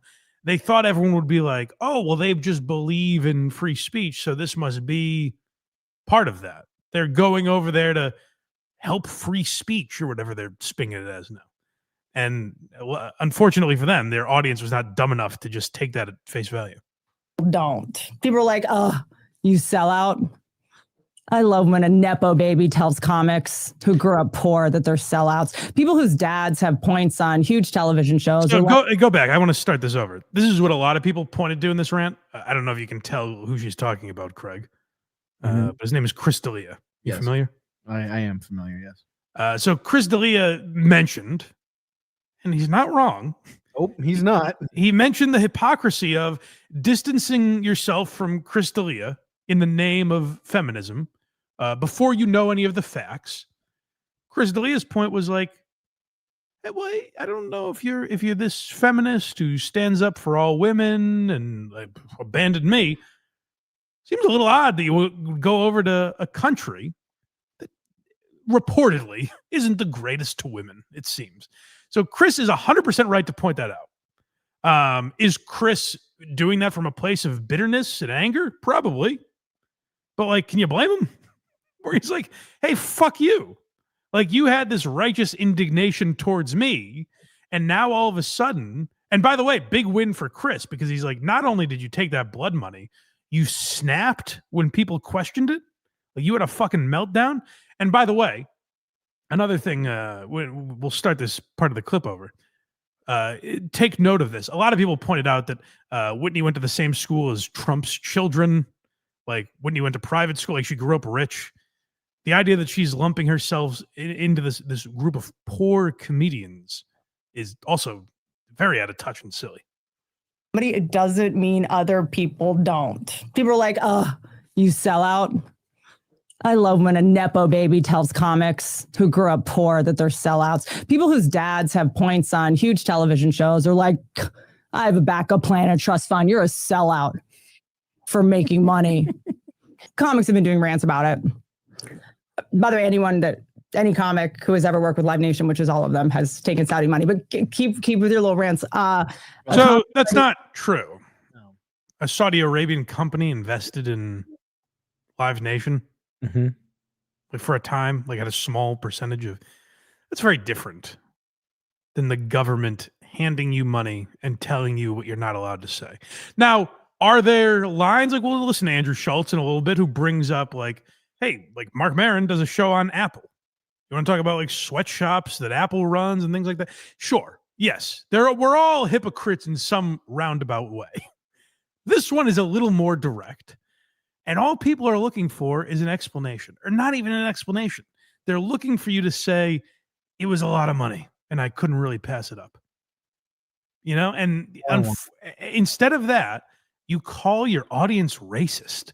Like, it's disgusting. What Whitney and Bill Burr in particular are doing is truly disgusting. And if we get an offer, we'll go. We're not saying we won't. You know what's funny? We made that joke a couple weeks ago, and someone was like, Mike and Mitzi would go. That's gross. I'm like, I don't think it's going to pop up. I don't think so either. But if they fly us private, life-changing money, yeah, I'll go. Sure. If they put us on the same pay scale as Dave Chappelle, it's going to be hard for me to turn down. Exactly. I can't imagine that scenario arising. But it is also different. That's the other thing that people miss out on, because Whitney tries to throw that in people's faces. Oh, like you wouldn't do it. Well, Whitney would make that money up in 3 weeks. And they've all said it's not about the money. It was about this enlightening experience of giving the people of Saudi Arabia laughter. It's like, okay, well, then you kind of have to prove that. If you're saying that you've progressed society generations, there's going to have to be some proof of that. Unfortunately, the proof that might come out is that you're doing lip service for dictatorship. That could look bad. But it's also like, if we did do it, as soon as the check clears, we're going to be right here going, hey, this is why it was awful. This is, you know what? There was a Chili's, but it was run down. I also don't know that I would do it. I don't like traveling. That's true. Me and Craig going to a different country together, that's not really my style. What a story it would be, though. It sure would. Imply that it was hypocritical that I went, because I did a special about sexual harassment and stuff like that. It was like kind of during the Me Too movement. Yeah. And it's, it might be a compelling argument if it wasn't someone who was just bummed that they weren't invited. Okay, then forget Chris D'Elia. How about any of the rest of us? Yes, or me. How about anyone in the comments? How about David Cross? Take whoever's argument you want. Take Chris D'Elia out of it. And by the way, Bill D'Elia has nothing to do with it. The idea that Chris D'Elia's dad works in Hollywood. What does that have to do with this? Has to do with everything. Like it's a completely. She thinks she's going to get points. Here's what Whitney is thinking, and it's actually sad that comedians' brains are absorbed by this. Whitney thinks, oh, if I make fun of Chris D'Elia, Podcast Cringe will make a video about that, and they'll make fun of Chris D'Elia instead of me, and they'll be like, oh, Whitney owned D'Elia, isn't that great? So you're actually capitalizing on the fact that people think Chris D'Elia is a creep. Like, you're using that for your own game, which is, again, gross. So you're not answering any of the questions. Whitney and Burr are despicable on this issue. Like I said, did Aziz kind of dance around things in his answer to Kimmel? Absolutely. But he at least let Kimmel ask the question, which I thought was a good question of, hey, there's people doing really bad things over there. You took their money. How do you explain that? Aziz at least sat there and took that and didn't go, oh, Jimmy, I'm sorry. I guess you're terribly racist. Matter of fact, he actually had his head down the whole time, feeling shame. Yes, yeah. Feel a little fucking, or not even shame. If you think it's a great thing, explain to us why it's a great thing. Because if an entire nation has something wrong, it's kind of on you guys who did it to explain why it's a good thing, why it's progressing comedy. If you're saying there's real change happening in Saudi Arabia, show that. Don't just come back here and go, oh, I guess you're all racists. And that's not an exaggeration. That is what she said. Usually when it's like, oh, they called us all racists, we're exaggerating. It's hyperbolic. She literally said, all of you that criticize me are racists. Bought the lie. We're criticizing white people, by the way. What's that? We're criticizing white people. I don't even understand it. Yeah. And we're taking it easy on Aziz. Shut up, Whitney. Yeah. Two virgins. Maybe it's that. And we haven't brought up Sebastian because we're not sure where he lands. Maybe it's that. As always, thank you for listening. When you get a sec, Google Saudi Arabia Live Nation, so you can be informed on the fact. Oh, she's that still anyone going in on who has this. worked with Live Nation, every stand-up comic has taken Saudi money. Google that. I just took her so advice. you know I what did, you're talking and it's not that bad. No wonder I was like, man, you really know a lot about this Live Nation thing when you were just talking about it. I looked at the company that invested, I think it was like 6% into Live Nation. It was not Blood Money Incorporated, as I thought it was going to be, unfortunately. But This is worse than Burr. oh, it's way worse. It's Burr. Like, say what you want about Bill Burr. Like, he's a smart guy. Mm. You know what I mean? Like, he handled this idiotically, but like he's like he's been smart enough to bring up points that made people think he was smart. He's at least that. Okay. You know what I mean? Like, if you're disappointed in Burr, it's because you believed in him and thought he was smart. Well, the reason that Bill Burr is still worse, this is a worse excuse, but the whole Bill Burr scenario is worse because of the lead up. Of course. But that's what I'm saying is Bill Burr made you at least think he was smart if he's not. This is an idiotic rant by Whitney. It's someone who hasn't thought it through even a little bit. Dog brain. Yeah. Or about bought a ticket through Live Nation. or bought a ticket through Live Nation, went to a Live Nation event. All the actors who were represented by William Morris Agency, which is all of them. If you want to send them notes too. How could you? By the way, on if stage- that's her reason, like without the attitude and the indignance, if she's like, hey, listen, they offered me a lot of money. I looked at my iPhone and said this was built by child slaves. You know, like there's only so much morality I can have. Like this was a tough opportunity for me to pass up. I wanted to see what it was like over there. I thought it would be an interesting experience. For those of you that are never going to forgive me for this, I get it, but it's just something I had to do or wanted to do or whatever. If she had a response like that, I'm fine with it. I'm sure a lot of people wouldn't be, but I don't really give a fuck. But this indignance, calling people uninformed morons and racist idiots, it's just so out of touch with everything. Like to treat people like you're smarter than them because you took money from the Saudi Arabian government. Like that was the smart, non-racist move. That I don't get. Agree to perform where they don't let women on stage. Listen to this fucking moron. It's gonna- Producer. I don't know if this is her boyfriend or just her producer. I don't know who this guy is. I thought her boyfriend produced a show, but I could be wrong about that. But listen to this fucking idiot. Go back a little bit. if you want to send them notes too. How could you, a woman on stage, agree to perform where they don't let women on stage? It's Well, no one thought that, you fucking idiot. no one saw Whitney Cummings and Jessica Kirson on the list and went, boy, that's going to be tough for them because they're not going to allow women on stage.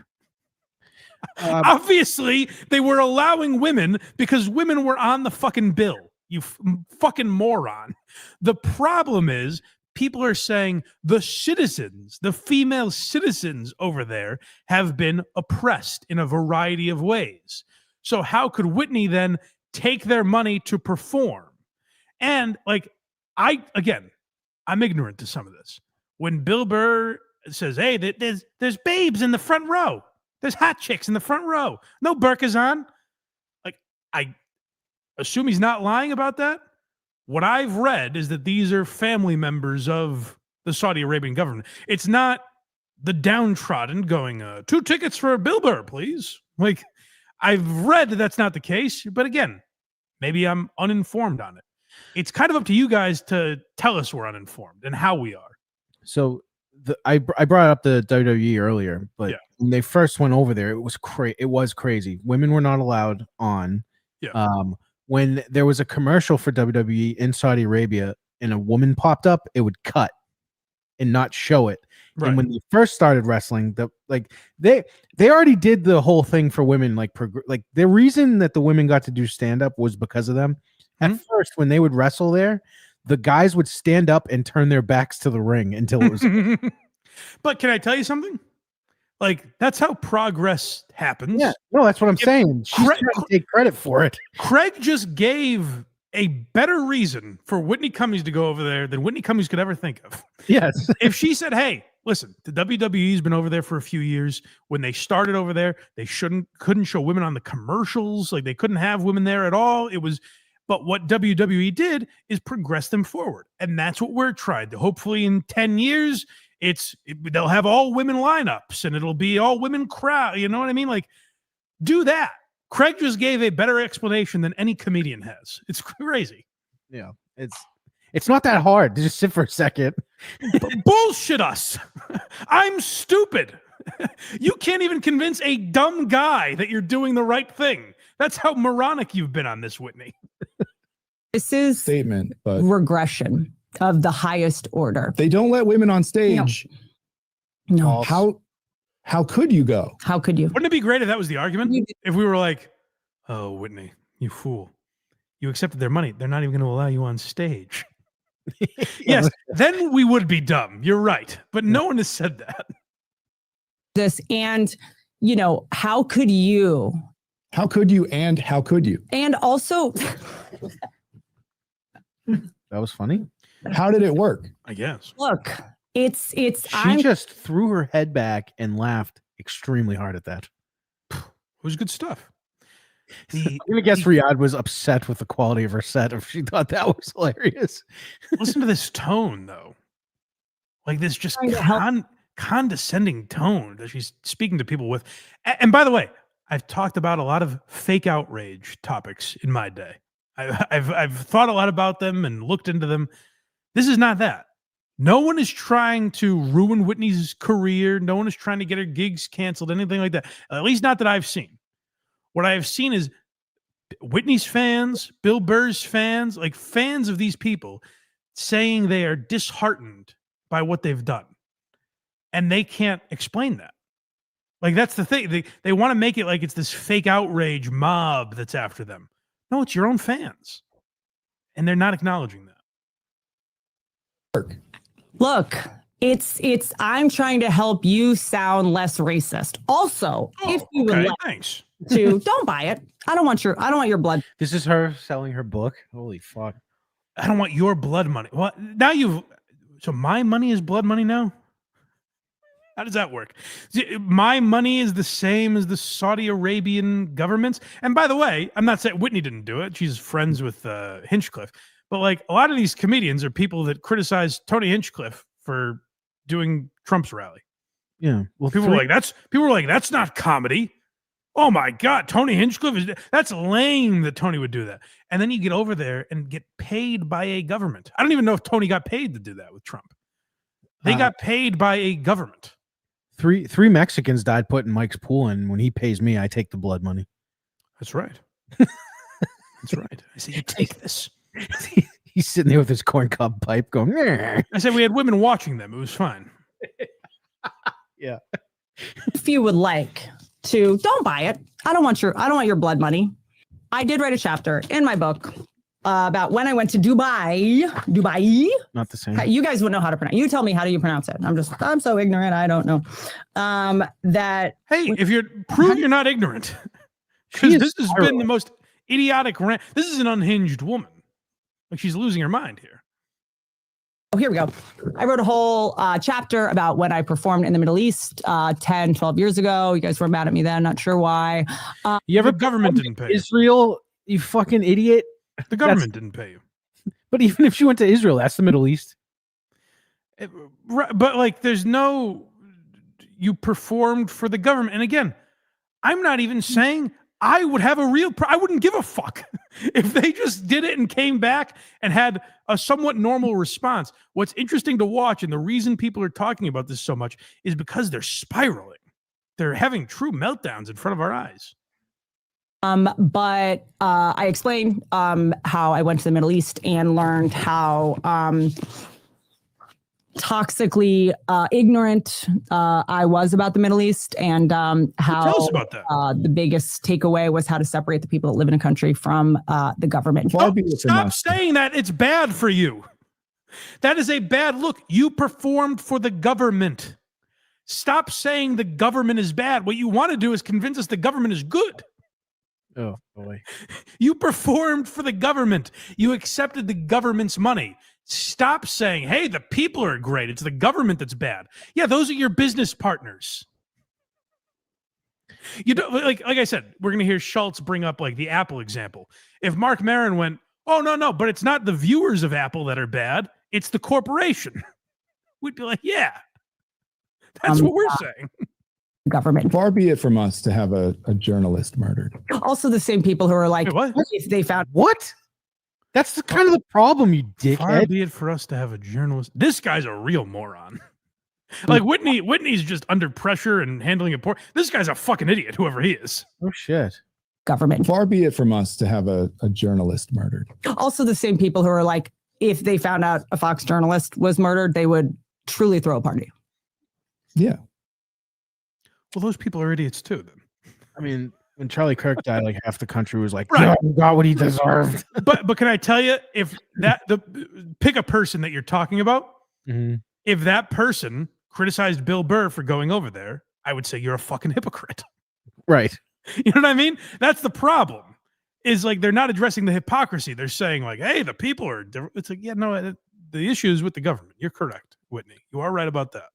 Yeah. And can I hear, just to add to Whitney's argument, where it's like, "Hey, we're performing for the people." Can we hear Ari Spears, please, talk about the accommodations that he got? Now, you might remember Ari Spears from Mad TV 20 fucking years ago, but I'm imagining if this is what Ari Spears got, people higher than him on the list probably got even better accommodations. Let's hear Ari Spears. Emirates Airlines, first class, $28,000 seats. I bought one for me and my girl.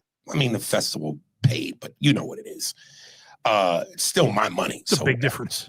And they serve you caviar, which I've never had. Gross. But I said I'm gonna do it because I'm gonna go all out with this experience.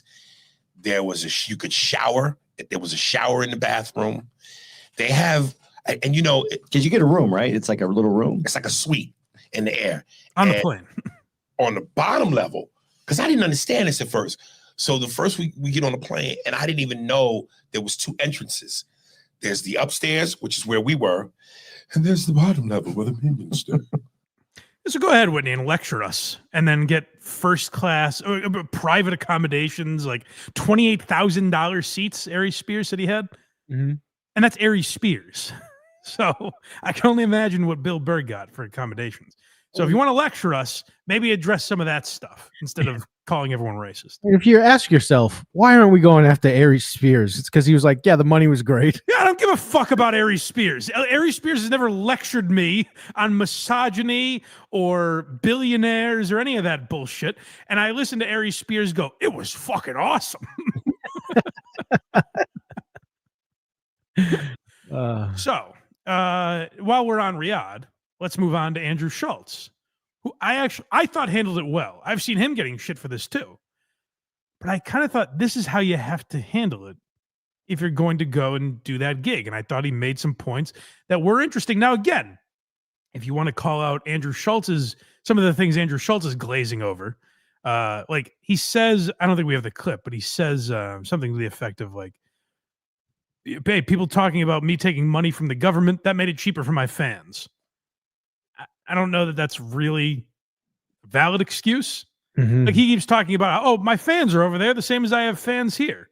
Sure, but that's not really the argument. So he's glossing over some stuff. But overall, I think he handled it much more like a comedian and an adult than Whitney and Bill Burr did. Well, that's the reason why we don't have any pushback, barely any pushback, is because we've never been the virtue signaling type. We've never been the ones out there. Like, there are people that are getting pushback, and like, based on some shit that they had said in the past, I kind of get it. Like, I'll be honest, I kind of get it. Yeah. You know, like Burr's getting all this pushback, and it's like the first time I've seen in his career him not like aware of why it's happening. Yeah. Like, I saw him on Conan, and again, it's a clip, so I don't want to take clips out of context, but he's like, oh, these people are like sanctimonious cunts. And it's like, bro, you did say that Beyonce sold out for blood money for going to like an oil state. Yeah. Good for Schulz, because I haven't heard any other comic address that even. It's gotta be nice when you're like, all right, I'm set enough that if Bill Burr tries to tank me, it won't work. Yeah. Well, but even for that, like, Burr has to know he's wrong on this. Burr can't even go after Schulz for this. Like, Schulz is saying nothing wrong here. He won't either. And there's an element to it of this where I think it's Mark Curry that brings this up in a moment about Burr. Now, the criticism for that comes from other things. They're just using this as a tool of leverage against him because they're upset at him for other things. I don't agree with that because I'm not. I was a Bill Burr defender and fan. I think some people probably are doing that. Absolutely. Critical to call Beyonce one thing and then you go do the same thing. Also, at the end of that clip, though, he goes, "But if I got the offer, maybe I'd do the same thing." Exactly. So that's what they cut it out. Like, oh, really? Yeah, I'm almost positive that's the clip I heard. At the very end, he's like, "Yeah, but who knows if they gave me that? We'll see." What the fuck? That's the thing. It's like leave him alone. Here's the thing that he has to kind of. I've never heard that version, by the way. Neither have I. I've not been, and I wasn't able to find it when I looked for it, and that might be because people are purposely chopping up. But I've never heard that version that he's referring to. This is all the shit talk about billionaires and how they shouldn't exist. Well, that's the virtue signal thing. Yeah. But Bill is so fucking rich. Who else is he going to rally against? It's like once you become worth 50 million, the only people you can call assholes are billionaires. You know what I mean? He's like riched himself out of people to complain about. Yeah. So that and if Bill handled it like Andrew, where he's like, I talk a lot of shit. What do you want me to do? People would be over it. Like there'd be a lot of people saying, "Oh, fuck Bill Burr," but there already were a lot of people saying, "Fuck Bill Burr." It wouldn't be like this if he just came back and handled it like Andrew Schulz, because Andrew Schulz right out of the gate, you're like, there's nothing I can really criticize him on. You know what I mean? I can call him immoral, which a lot of people will do, and people will say he took blood money and this and that, but it will go away for Andrew Schulz because he wasn't a baby about it. He didn't handle it like a fucking child. Next we have rules. Yeah, so this is interesting, and I'll be curious to see this. And if this never comes out, then Schulz deserves criticism for just lying and trying to get heat off of him. But I will be curious if this comes out. It will be very interesting to see the jokes that Schulz said he got away with, because Bill Burr listened to the rules. He was like, "Oh, I had to stay away from politics and religion," or whatever the fuck he said. But Schulz didn't, according to him, didn't listen to all those. I mean, you say you perform for your fans. Would you go to North Korea? Hell yeah. If I have fans there, I'd go there. You do now? Bro, I thought about going before. Before what? Like before this festival. I thought about because I would watch those Vice documentaries where they went. And this is before I had like a family and shit. And I was like, wow, it would be really cool to see. Like, what is it over there? Is it all completely propagandized? Like, who is telling me the truth? So if you think you could get back safely, you would go anywhere. Anywhere. And I knew that you did Russia, to be fair to you. Yeah, like, exactly. I mean, like the jokes about Putin. Russia's not that crazy of one. But again, it's not, he wasn't performing for Putin. Right. This is what they are all ignoring. But it's like, and we did 9/11 jokes in Saudi. That's the thing. It's like, I'm going to put out my set from Saudi, like at least part of my set from Saudi. And so then, if they did, like, and they're hard hitting jokes, I say good for fucking you guys for going. Then I like support them going over there. That would be wild if he did a 9/11 joke. If they really did 9/11 jokes, they should put that out as soon as they can. Yeah. Because then people will credit them for going over there. And then that might actually start the argument of, oh, there's real progress. Andrew Schulz didn't get fucking beheaded for that, you know? If he goes after them like he did P. Diddy in that clip. Yeah. Like then you might have an argument. If there's real footage of them doing that and not some tame just saying 9/11, like a real like hard-hitting joke, good for you guys. I don't know if that exists. I'm waiting for it to come out. But that's what Bill Burr should have said. Is like, hey, Schulz joked about fucking 9/11. Not they clapped at Jessica Kirson. That was never the argument. Wow. Yeah, right. Cool on the list. Yeah, it's a little wild. It's fun. It's fun. It's like nobody cares. That's the thing. It's like this like, oh, they give you rules of what you can or can't say. Like, I've never once looked at those ever. Like Dove tells me, he goes, oh, I didn't look at it. When we went to the UAE for the first time, we went to Abu Dhabi, they probably had some shit. And I was like, I'm not even gonna look at it. I'm just gonna do whatever the fuck I want. But we've been to the Middle East and we've done the shows there. So we knew that it was going to be completely fine. Mm-hmm. And so if that's true, good for Schulz. Mm-hmm. You know what I mean? Again, I don't know how to back this up. I don't know how to verify it. But like, if that's true, that's a real comedian talking. It's not Bill Burr going, they told me to stay away from a couple subjects, so I didn't do it. Or even Louis, who like I defended on this, but Louis was like, oh, they said I couldn't do these jokes. I don't have any jokes about that, so it was no big deal to me. But like Louis would reference it at the beginning of his set or something. Like there would be some reference to it, and they stayed away out of fear. If Schulz really said, I don't give a fuck about their rule. What are they going to behead Andrew Schulz? Start a fucking war over some dumb comedian? You know? Just open the set being like, I'm glad the people that flew me over here learned how to land the planes. Yeah, if he has something like that, that's great. Yeah. Next we have identity. So this speaks to the meltdown we just watched with Whitney and what we watched for the last 2 weeks with Burr is like, if you know who you are and you're firm in that, people like, I assume people are granting Andrew Schulz kind of carte blanche with this response. His audience, anyways. Maybe people who hate him or people who are really passionate about this issue will still be like, hey, fuck you, buddy. You took blood money. And that's their right to do that. But like, if you are true to yourself, you shouldn't have to worry about any of this. People seeing these comedians fucking tremble. It's like, there is nothing worse than being an independent content creator. You go about it, you invest all your time into your own thing so you can say your own shit, and then being imprisoned by your own audience. Yeah. Like I see these people imprisoned by their own audience, terrified, you know, like that they're being canceled by the people that they create content for. Yeah. Just go work for CBS. Go work at Comedy Central. Like if you're going to censor yourself because out of fear from your own audience, like one, does your audience even know you? Or did you glom on to an identity that they already have? And they're just there because you guys both agree.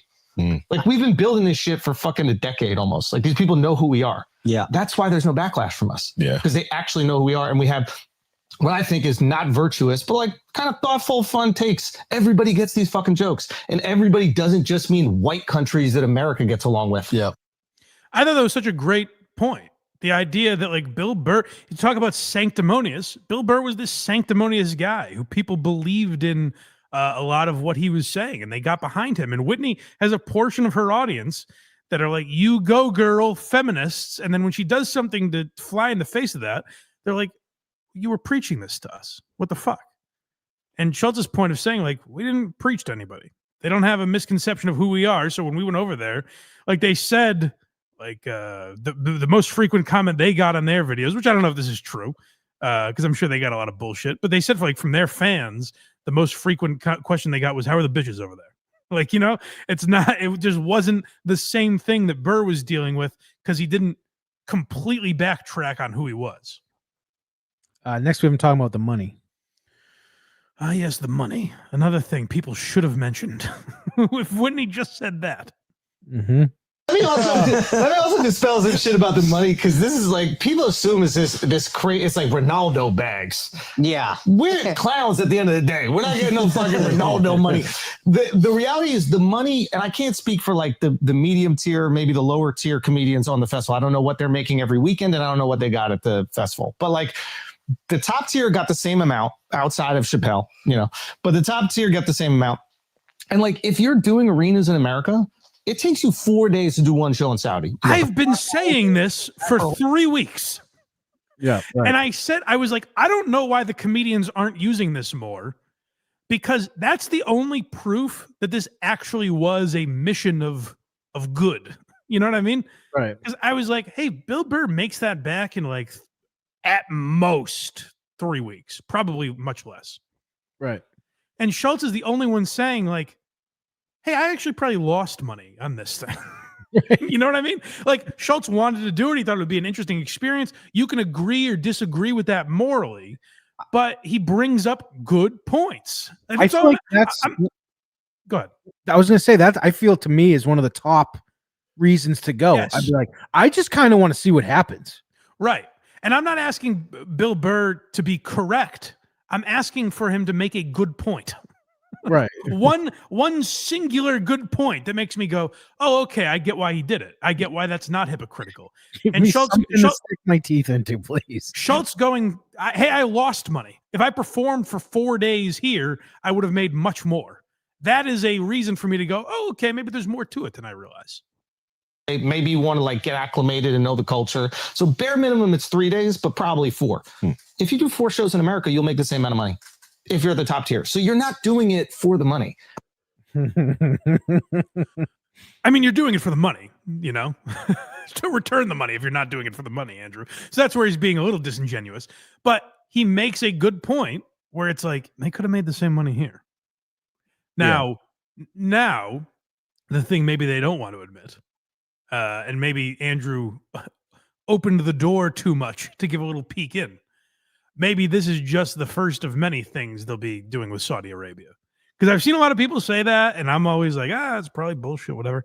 But like, a lot of people are like, oh no, it's not this bag for Bill Burr. It's the next one. You know what I mean? Like he's proving his loyalty to them. He has a 3-show deal or something, and the money gets greater. So the next time it's $20 million or something crazy. Yeah. You know, or they fund some movie that he's doing or whatever it would be. Mhm. That this is just but you're getting your feet wet. And I don't know if Schulz is being disingenuous about that, or he just wasn't part of it. You know what I mean? Yeah. But that would be the only reason Bill Burr wouldn't be like, I make more money here, you jackasses, you know? Yeah. This is the last clip, and it's my favorite. Okay. David Cross. Oh, yeah. So this is a response to David Cross, and it's where, like, you start to hear, like, okay, they're finally a response other than Bill Burr going, why I oughta. I've got I got some jokes about you son of a gun. Roast jokes I wrote. And all these comedians right now, they're like drawing lines in the sand. Just keep in mind, like you put it in the sand with your fingers. Lines in the sand. Yeah. But like, no, let's just keep in mind, like you said it now. And eventually you're going to do some movie that's backed by Qatar, backed by Saudi or whatever it is. And then it's going to come out and we're going to see if you pull out of your movie. You know, when David Cross does fucking Chipmunks 3. Oh, yeah. You know what I mean? The guy who started this whole thing got a TV show on Apple Plus.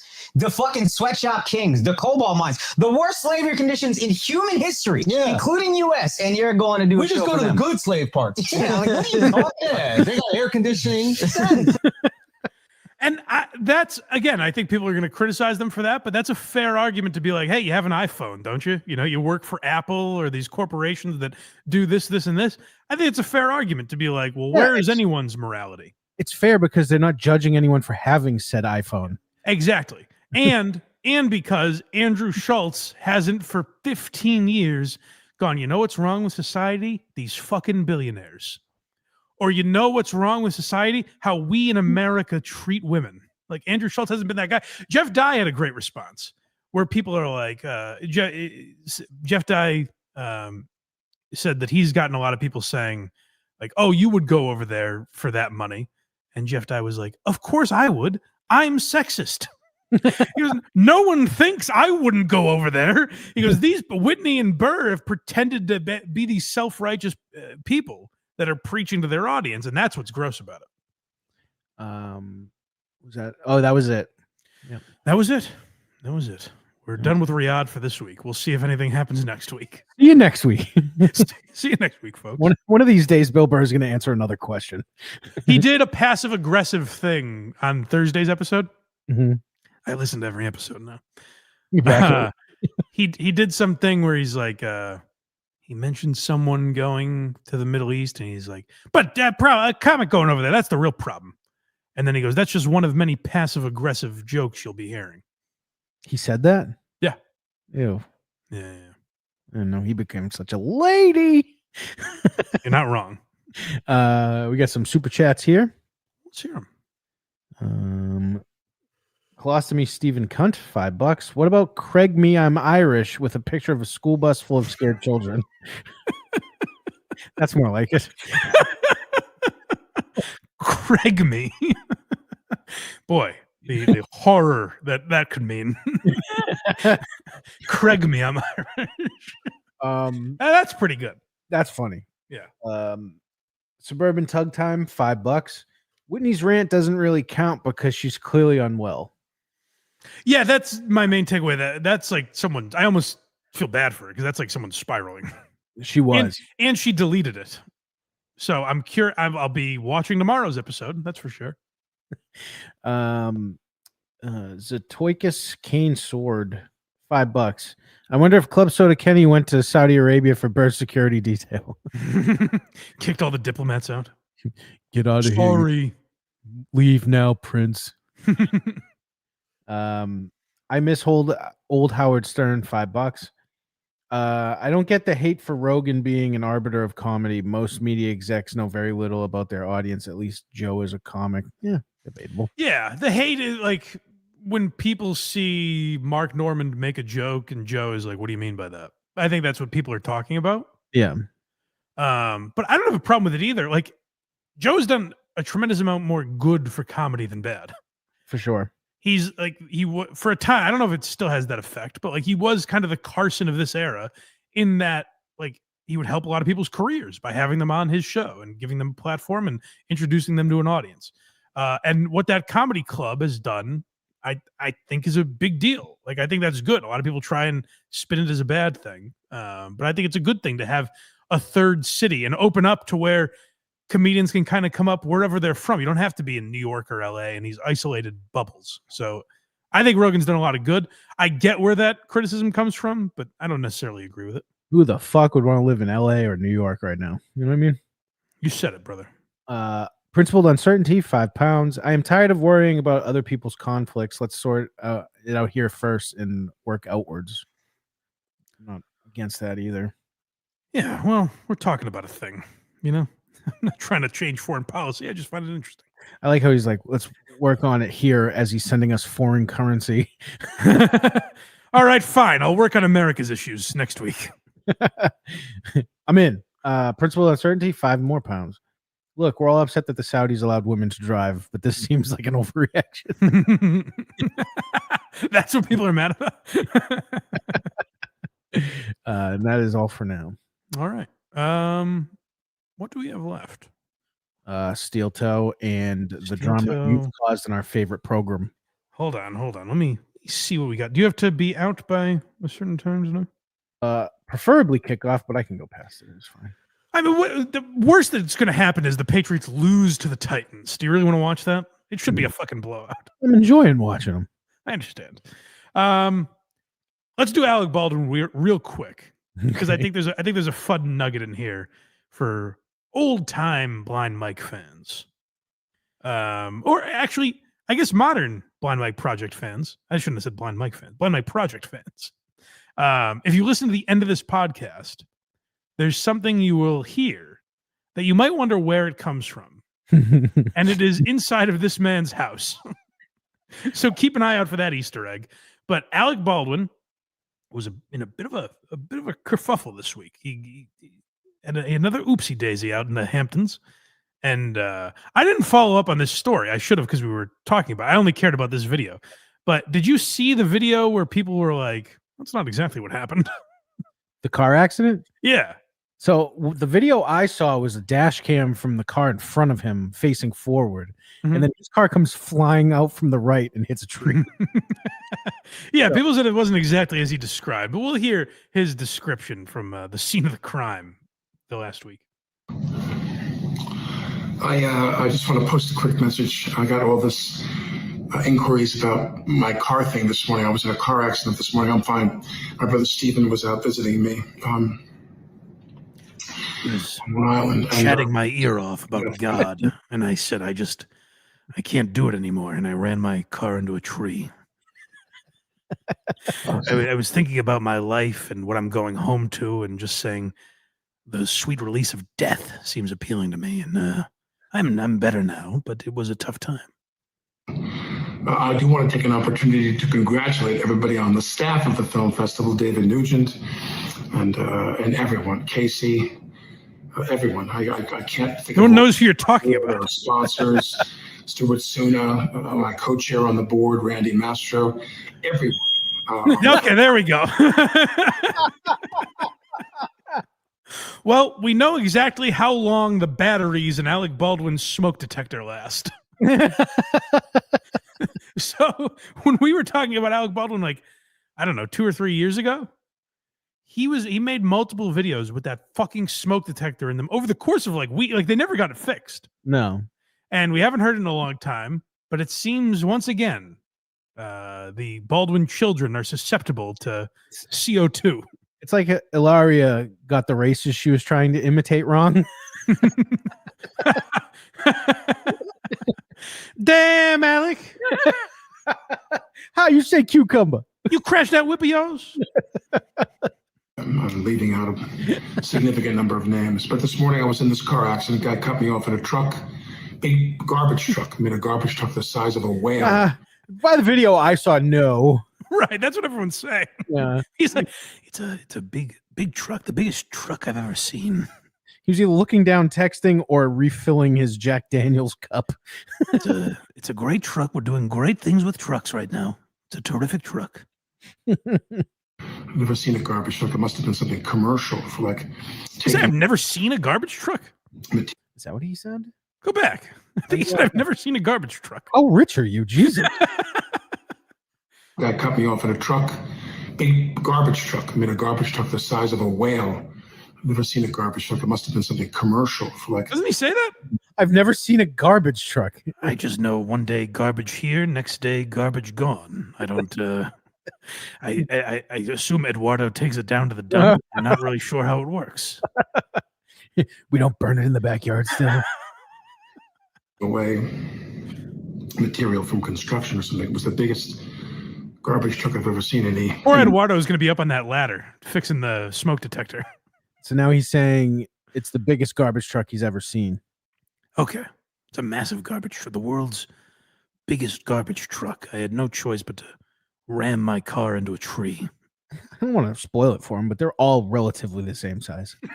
This is the world's biggest. This is like when you hear like Bill Gates guess what a gallon of milk costs. It was so big. It was almost big enough to fill it with garbage. I don't know what else you would do with it, really. He describes garbage trucks like Trump describes crowds.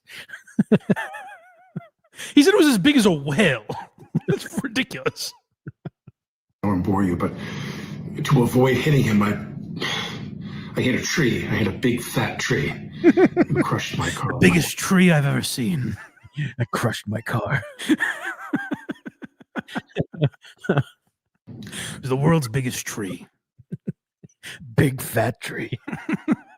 But it's all fine, and I'm fine, and my brother's fine. It was the size of the Twin Towers, this tree. Bob, congratulations to everybody on the film festival. Thank you to the East Hampton Police Department, the town police department, for coming to my aid. They came in and we filed a report with them. Officer Gherkin is his name, Gerken. Lovely guy. It was just a joke. I'm doxing him. Dr. Jerkin. It does sound like a fake name. But yeah. There was another gentleman, but Officer Gherkin from the East Hampton Police Department. As nice as can be. Eduardo! Sorry, boss. Eduardo, what did I tell you? He thinks that's when he's supposed to do a new take. And my wife's car is pretty smashed up. Big tree, big fat. If only she was in it. And he was testing out his new death-proof car.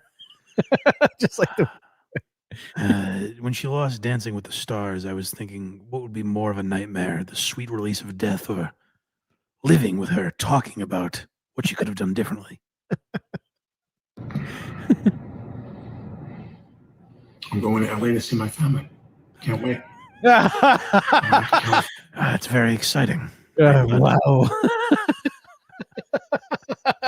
Steven received a text saying, is Alex still coming to Los Angeles? And suddenly a tree looked like it was exactly where I was supposed to drive. Sorry, baby, I can't make it. I crashed in the car. I'm dead now. Don't bother looking for me. I'm going to LA to see my family. Can't wait. I went out to California to gather my family together, spend a few days out there, and then come home. Mm-hmm. Eduardo, things have been a real mess since you've been gone. As you can hear. And I'm still so proud of my wife. Hilaria, Losing? more than anything. And I'm very proud of you. She's a loser, Alec. Well, he didn't die, so now he has to like butter her back up. That was my favorite. Is we didn't talk about it here, but he's like, it was one of Hilaria's great dreams of her life to be on Dancing with the Stars. But that can't be true. It's certainly not true. It's not true. She wasn't a celebrity. That was the end of that. All right. Well, just checking in and making sure Alec's all right. And we wanted to hear the smoke detector. It's a show lore, the Alec Baldwin smoke detector. It ends every episode. So I figured we had to check in and let you guys know it was back. Next episode, Alec will wear a do-rag, says C in the chat. Let's do this Opie and Anthony stuff and see where we're at. We can end with steel toe perhaps, but let's get to Opie and Anthony. Because I guess I've reignited a war. Yes, you did. It's still happening. It's happening right this second still on Twitter. I didn't mean to. I'm an Opie and Anthony fan. I guess we are Team Anthony because Anthony's a fan of this show. That's all it takes, you know. But no, Anthony was a fan of our coverage of the Opie, Jimmy Kimmel, Adam Carolla saga that is still raging on to this day. Apparently, I didn't realize what I had caused. But Opie told a story about Adam Carolla years ago. Like 20 years ago, roughly. He told this story about going to Loveline with Dr. Drew and Adam Carolla, showing up on set with his agent, and Adam Carolla seeing him, and out of loyalty to Howard Stern saying, "What are you doing here?" And then years later, Opie went to the set of Jimmy Kimmel Live with his agent, and he was introduced to Jimmy Kimmel, and out of loyalty to Howard Stern, Jimmy Kimmel said, "What are you doing here?" And I said, it's odd that we never heard that Kimmel story until years later when Kimmel was in the news. And it's exactly the same. Both hosts of the Man Show, totally separately, had the exact same reaction to Opie. So Anthony watched that segment, and he talked about it. And that segment that Anthony did got clipped, and finally it made it to Opie's desk, where he is responding to it on his live stream. There's a lot of BS out there, a lot of bullshit. Somebody's trying to make a big deal of like Jimmy Kimmel. I wasn't trying to make a big deal of it. I just thought it was odd. You just pointed it out. It just and people seem to agree with me. It was unusual. Adam Carolla story. Trying to say I made up a story or whatever, but the sad part is you explain this stuff, and then the haters, they don't want to listen to the explanation. You didn't explain it. You never even for a second went, yeah, that is kind of crazy, huh? Both these famous friends that are linked together through celebrity forever, they both had the exact same reaction to me in the exact same scenario.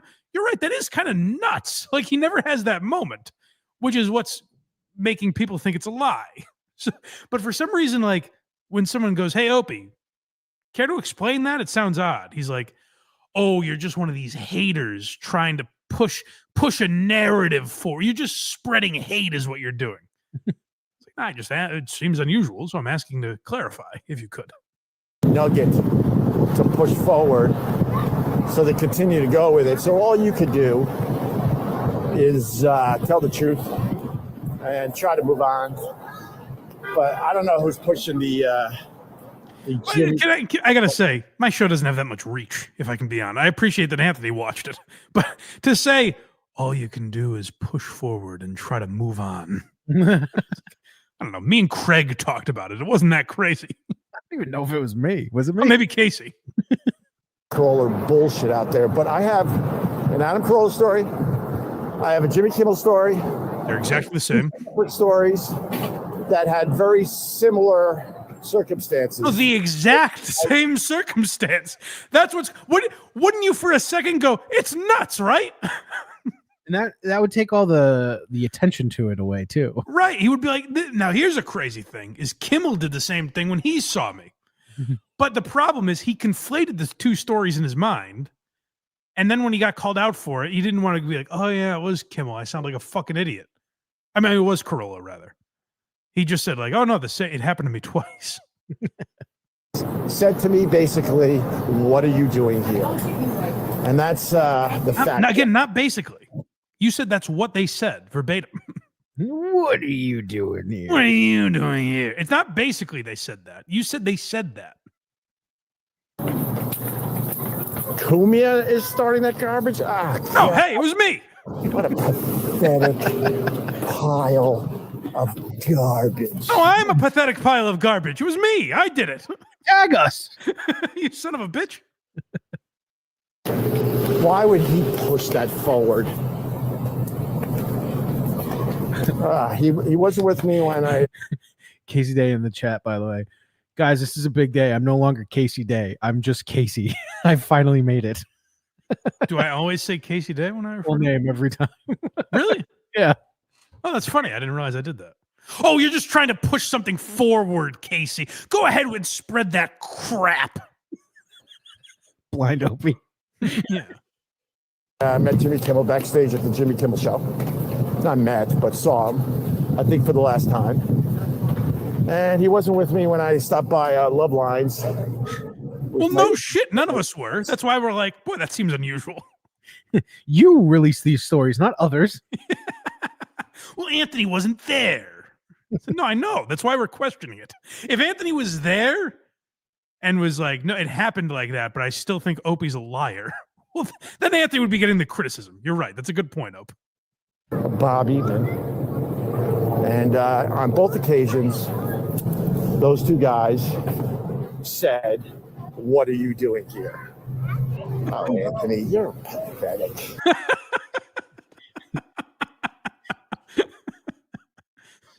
It is, as an Opie and Anthony fan, it's kind of cool that I started this. Yeah. You know, it's a fun little nugget. Wow. They were always going to fight again. They fought many times, and it was always going to happen again. But this time, we're the source, I guess. Yes. Now time for Anthony. Yeah, so Anthony throws me right under the bus. Yes, he does. But I didn't really think about it. I was watching the great Blind Mike. Blind Mike does a podcast, and he, as an O&A fan, I don't know what kind of memory this guy has, but he's got an elephant's brain. Kimmel's story recently, Opie was telling it on whatever the shit is that he does. And Blind Mike goes, wait a minute, I remember hearing that story. Yeah. It was Adam Carolla. And he looked through the archives and found the clip. And he played them back to back. And when Anthony explains it like this, it really was genius what I was able to accomplish. You're amazing. It really was pretty cool what I did. You know, Anthony, I never thought of it that way. Same story, only two different people. And I was like, that is amazing. Thank you. I was amazed that Blind Mike had put this together. Oh, come on, Anthony. You've done some fine things too. Why don't you get Blind Mike's cock out of your mouth? Let's admit we're both terrific. All right. Really funny that he would tell the same story twice. So I played. Yeah. We know. Oh, thank you. I didn't realize you were still talking about me. Thank you, Anthony. But that was yes. I started this this new feud between Opie and Anthony, and I'm very sorry for it. I didn't know what I was doing. Stop fighting, you two. You know what's so funny? They were on the precipice of doing a reunion show, and you wrecked it. I don't know. I don't know if it was. I don't know if that's true. No. But Anthony went pretty hard. Not this clip, but there's another one. Compound Media uploaded like a half-hour video that I watched. I watched it. Yeah. Anthony went pretty hard. He did. He was like, the gloves were really off in this way. He was just like, "You miserable loser. Nobody likes you anymore." Here's what I want all the pests to know. Yeah. All the pests need to know. Opie and Anthony were this close to doing a reunion, and Blind Mike ruined it. That's right. That's right.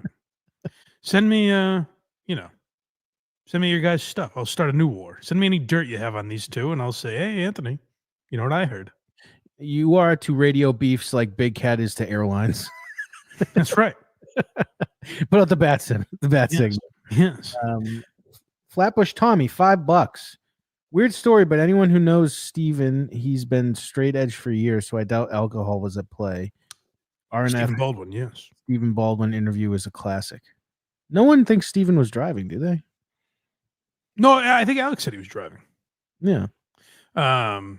Yeah, I'm not even saying it's. I guess I am saying it because the video didn't match what Alex said. But I don't know. It's a strange story. I'm not that interested in what happened. I'm just more interested in Alex explaining of it. That's what always fascinates me. Chris Primer, $2. Love the Obama phone resolution from this guy. He's talking about Opie's quality. Oh, the Opester.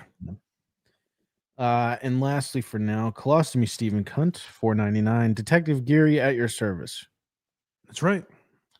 Always doing my best. Just wrecking our childhood. Mm-hmm. one segment at a time. Hey, they hated each other before I got here, and they'll hate each other after. That's very true.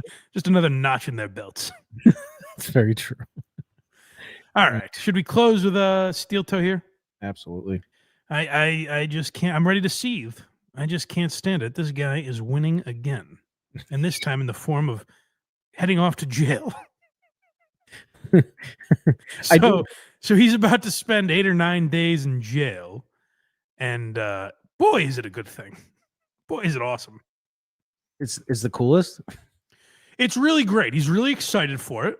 And so I think we're just going to kind of celebrate jail. He's in jail right now. And so I'm sitting here imagining all the fun he's having, and I'm fucking seething. I'm like, why does he get to be so lucky? I'm stuck here in my house. I got to go see Louis C.K. later. Instead, I could be in jail. Why?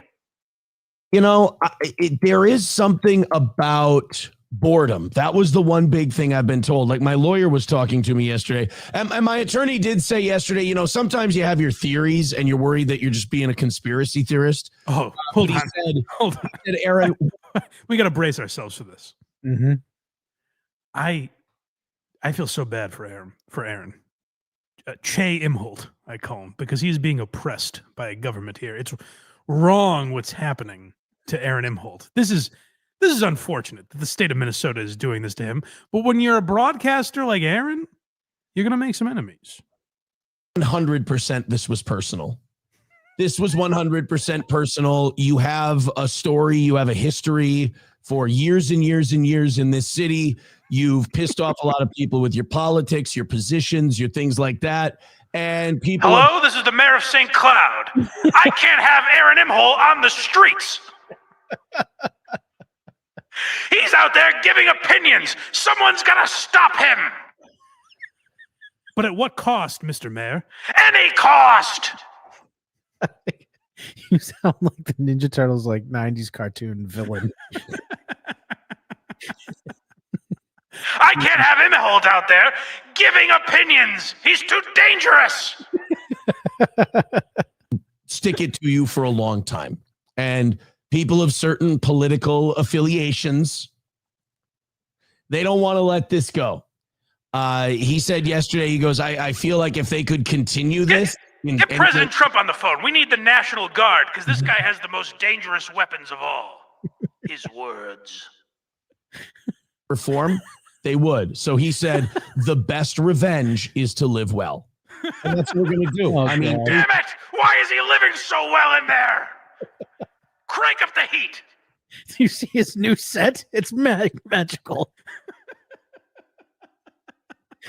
Days. He goes, too dangerous. We need him off the streets. Is he trying to paint this like he's getting locked up for broadcasting? Yeah. It's 100% personal. Hold on. Aaron is, if you don't know, Aaron's going to jail for revenge porn. Mm-hmm. It's 8 days, 8 or 9 days. It's not the worst thing that's ever happened to anyone. It's also not ideal. I wouldn't be stoked about it. But Aaron is saying like his words are such weapons. Like he is such a danger to society. This is really a free speech issue when you think about it. Like Aaron is being imprisoned because he's too magnetic a figure. And you know what happens with these magnetic figures? People follow him. People I'm imagining the mayor there's a note on his desk and it says, what always wins even when it's losing? I like to imagine this is the work of Imholt. I like to imagine him in jail gathering everyone in a circle and talking until they stop giving him ramen. He's just his new goal. Damn, Aaron, when you put it like that, that's very interesting. I know how to pass the time. They're not going to let this political views back on the streets, are they? I'm having too much fun with the board. I got to relax. Don't believe what you see on TV and movies. He said Stearns County is a hotel with hard doors. Oh, and I said, well, you know, it's 8 days in a Motel 6 isn't the hardest thing in the world to do. But it's not. I don't imagine it's that, by the way. I've never been to jail. I don't imagine it's a hotel. I like to think of him taking his first shower in jail and getting rat-tailed. More towels, Mr. Imholt? Yeah. No, I'm okay. Thank you. I have the don't disturb sign up. Please respect that. To do. Like, I'd much rather be doing what I want to do, but a week Just off changing work, minds. That's what he wants to be doing. He's gonna make the first goal obnoxiously large when he gets out. Oh well, but luckily people have been. He's had a stranglehold on the goal the last few. People have been smashing goals, which is good news. although we will have shows next week. There will be shows. So far, it looks like every morning we have a different co-host from the internet era that will be back. No man, that by the way. Let me see. I just want to see. I think I can confirm. Let me see. Well, and Pete. I know Pete wasn't part of the internet era, but Pete will be back. And then saying, let me see. What is he looking at? Like oh yeah, we're checking with our. Yeah, you got. Yeah, and we're good to go. We're good to go. He's the only one there. What is he checking on? Co-host, without exception, from the internet era, will be back for the shows we are doing while I'm gone, Monday through Friday. So tune in. It should be a lot of fun. Hang out Shut with up, Aaron. I'm trying to talk. What he's trying to get you to believe is that all his former co-hosts will be back filling in. You know what that means. You know who a former co-host of his is? April Imholt. That would be great. So that's what he's trying to get you to believe. I think anyone immediately heard that and said, well, I won't give it away. But whatever you think, leave it in the comments what you think might be happening, and we'll reveal it in a little while, because this guy, he's always got something up his sleeve, this Imholt. That would be wild if he did do that. Well, no shit, Craig. Of course it would be, but don't spoil it. If I was her, I would convince him to do that while he's gone and has no control over ending the stream or like doing anything. Probably could, by the way. She probably could convince him to do that. That's how lovesick this guy is. 100%. Rumble trouble is next. Oh no. What do you do? What do you do in a world without Rumble rants? I can't imagine it. I'll be very honest. I don't want to do a show without Rumble. I don't want to do a show without Rumble because it's a great broadcaster. I don't want to. Then don't. Who gives a fuck? Who's stopping you? And most of your money is gone. And like, honestly, if I can have a few extra hours with the kids and all of that, so I'd rather have that. Do that, Aaron. So Rumble is down right now. And I guess he can't do a show without Rumble. So he's sitting there and he's like, I don't want to do a show without Rumble. Instead of just, here are your two options, in my estimation. I would either do a show without Rumble or not do a show without Rumble. I wouldn't sit there and go, I don't want to do this. I don't want to. I could go play with my kids. I don't want to do a show without Rumble. But Aaron, you're doing a show. Either do it or don't. You are not spending time with your kids. No, you're certainly not. And they said, so he has his kids there on Friday. This is Thursday. But from what I've listened to on Patrick Melton's shows, he had his kids there on Friday. And he's like, I got to end early so I can spend some time with my kids. He checked himself into jail 3 hours early. He turned himself in 3 hours early instead of spending that 3 hours with his children. Boy. Do all of that and we can make a shitload of money today. I want to stockpile some money before we go away to jail. I want to be a greedy little grifter. I want to grift off some jail money. Let's be very honest about that. Let's not be dishonest. And I said that to you before we ever found out who Aaron Imholt is. Mm-hmm. And I said, this sentence is said by a broadcaster. I want to stockpile some money before I go away to jail. I'm a greedy little grifter. It wouldn't register with anyone. You'd say, no, that's not on a broadcast. That doesn't make any sense. That's like audio you found of someone fucking over their audience. Like, no one would say that into a microphone. Right. It doesn't compute. It wouldn't make any sense. Aaron is you got to give him credit for being groundbreaking. He is unique in that way. Yes, he is. I want to make a little money before jail. Good. But if we got I no want to make a Rumble, little money before jail. I've never heard anyone say that. Baggy Monster's got his claws back, dude. He's no longer questioning. I can't. I've used the soundboard too much already. I can't do it. You did it twice. I'm not interested. Like I said, a lot of our Rumble audience isn't going to go to YouTube. And I'm not going to. They just don't have the technology. They don't have the manpower. They couldn't possibly. By the way, what a loyal audience. Can you imagine? Like Kirk's show used to be on Rumble, like when Barstool was doing that. Can you imagine if you told a Minifan, like, hey, Rumble's down? They'd just be like, oh, I guess there's no way to watch the show. You know what I mean? Like, what a loyal audience Aaron has. That he's like, the Rumble people, if I get off Rumble, they'll just forget I exist. Oh, it seems like they're very passionate about the show, Aaron. Well, he's got the Rumble audience, the morning audience, and the night audience. That's true. Yeah. The morning and night audience is split. And among that is split into factions of Rumblers. You're correct. Barely anybody. Like 600, 700 at a time is fine. But like if it's 300, 400, I'll go pick up the kids and we'll have a whole day. These are not that different of numbers. You know? No. If it's 600 people, terrific. If it's 400, I'm going to shoot myself. He's going to have to beg extra hard if it's that few. I don't know.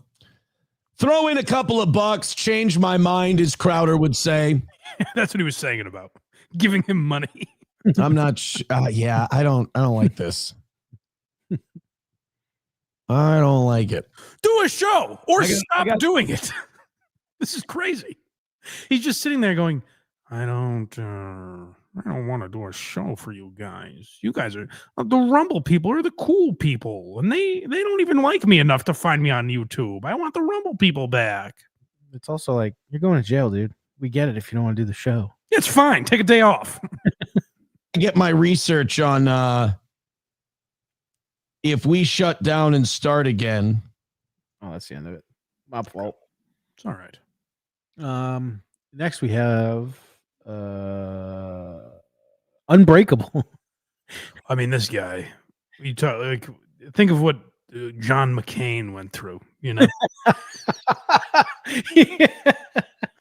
Now, Craig may like guys that don't get captured, but I have a lot of respect for Aaron Imholt, who deals with the tortures that he's about to go through. You're not going to break this motherfucker. It is so wild that Trump said that. It's crazy, but he's a funny guy. If they can't break you, they can't take you. They tried to, they couldn't. They should have just been smart, because now it just looks like, why haven't we broken Imholt yet? Why isn't he in the fetal position in his cell? We need to break this man so he comes out without these ideas that are going to change people's minds. So it looks like he's potentially breaking out in a cold sweat. I can't confirm, though. I will confirm it, damn it. What am I paying you for? Break Imholt. Fired every bullet at me to get me go, and it didn't work. So now they've emptied the clip. Shit.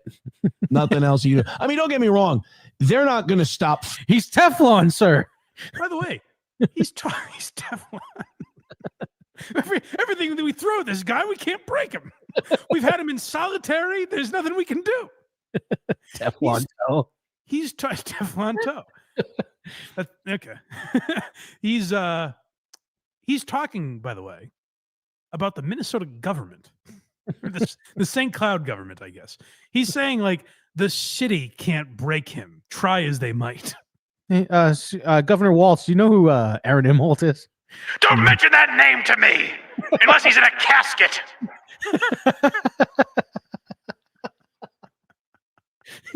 If this is what Waltz was like, Kamala probably would have won. Well, it's like it's like we're third and long. Just use some football analogy. Like, I'm cool, right?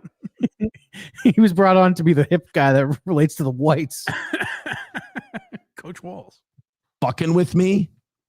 Go back. I want to hear him. I want to hear him talk about getting fucked with in prison. They've emptied the clip. Nothing else you do. I mean, don't get me wrong. They're not going to stop fucking with me. Yeah. You're doing MK Ultra on him. Yeah, I'm taking LSD against my will. The system is to break you and make you, a slave, basically.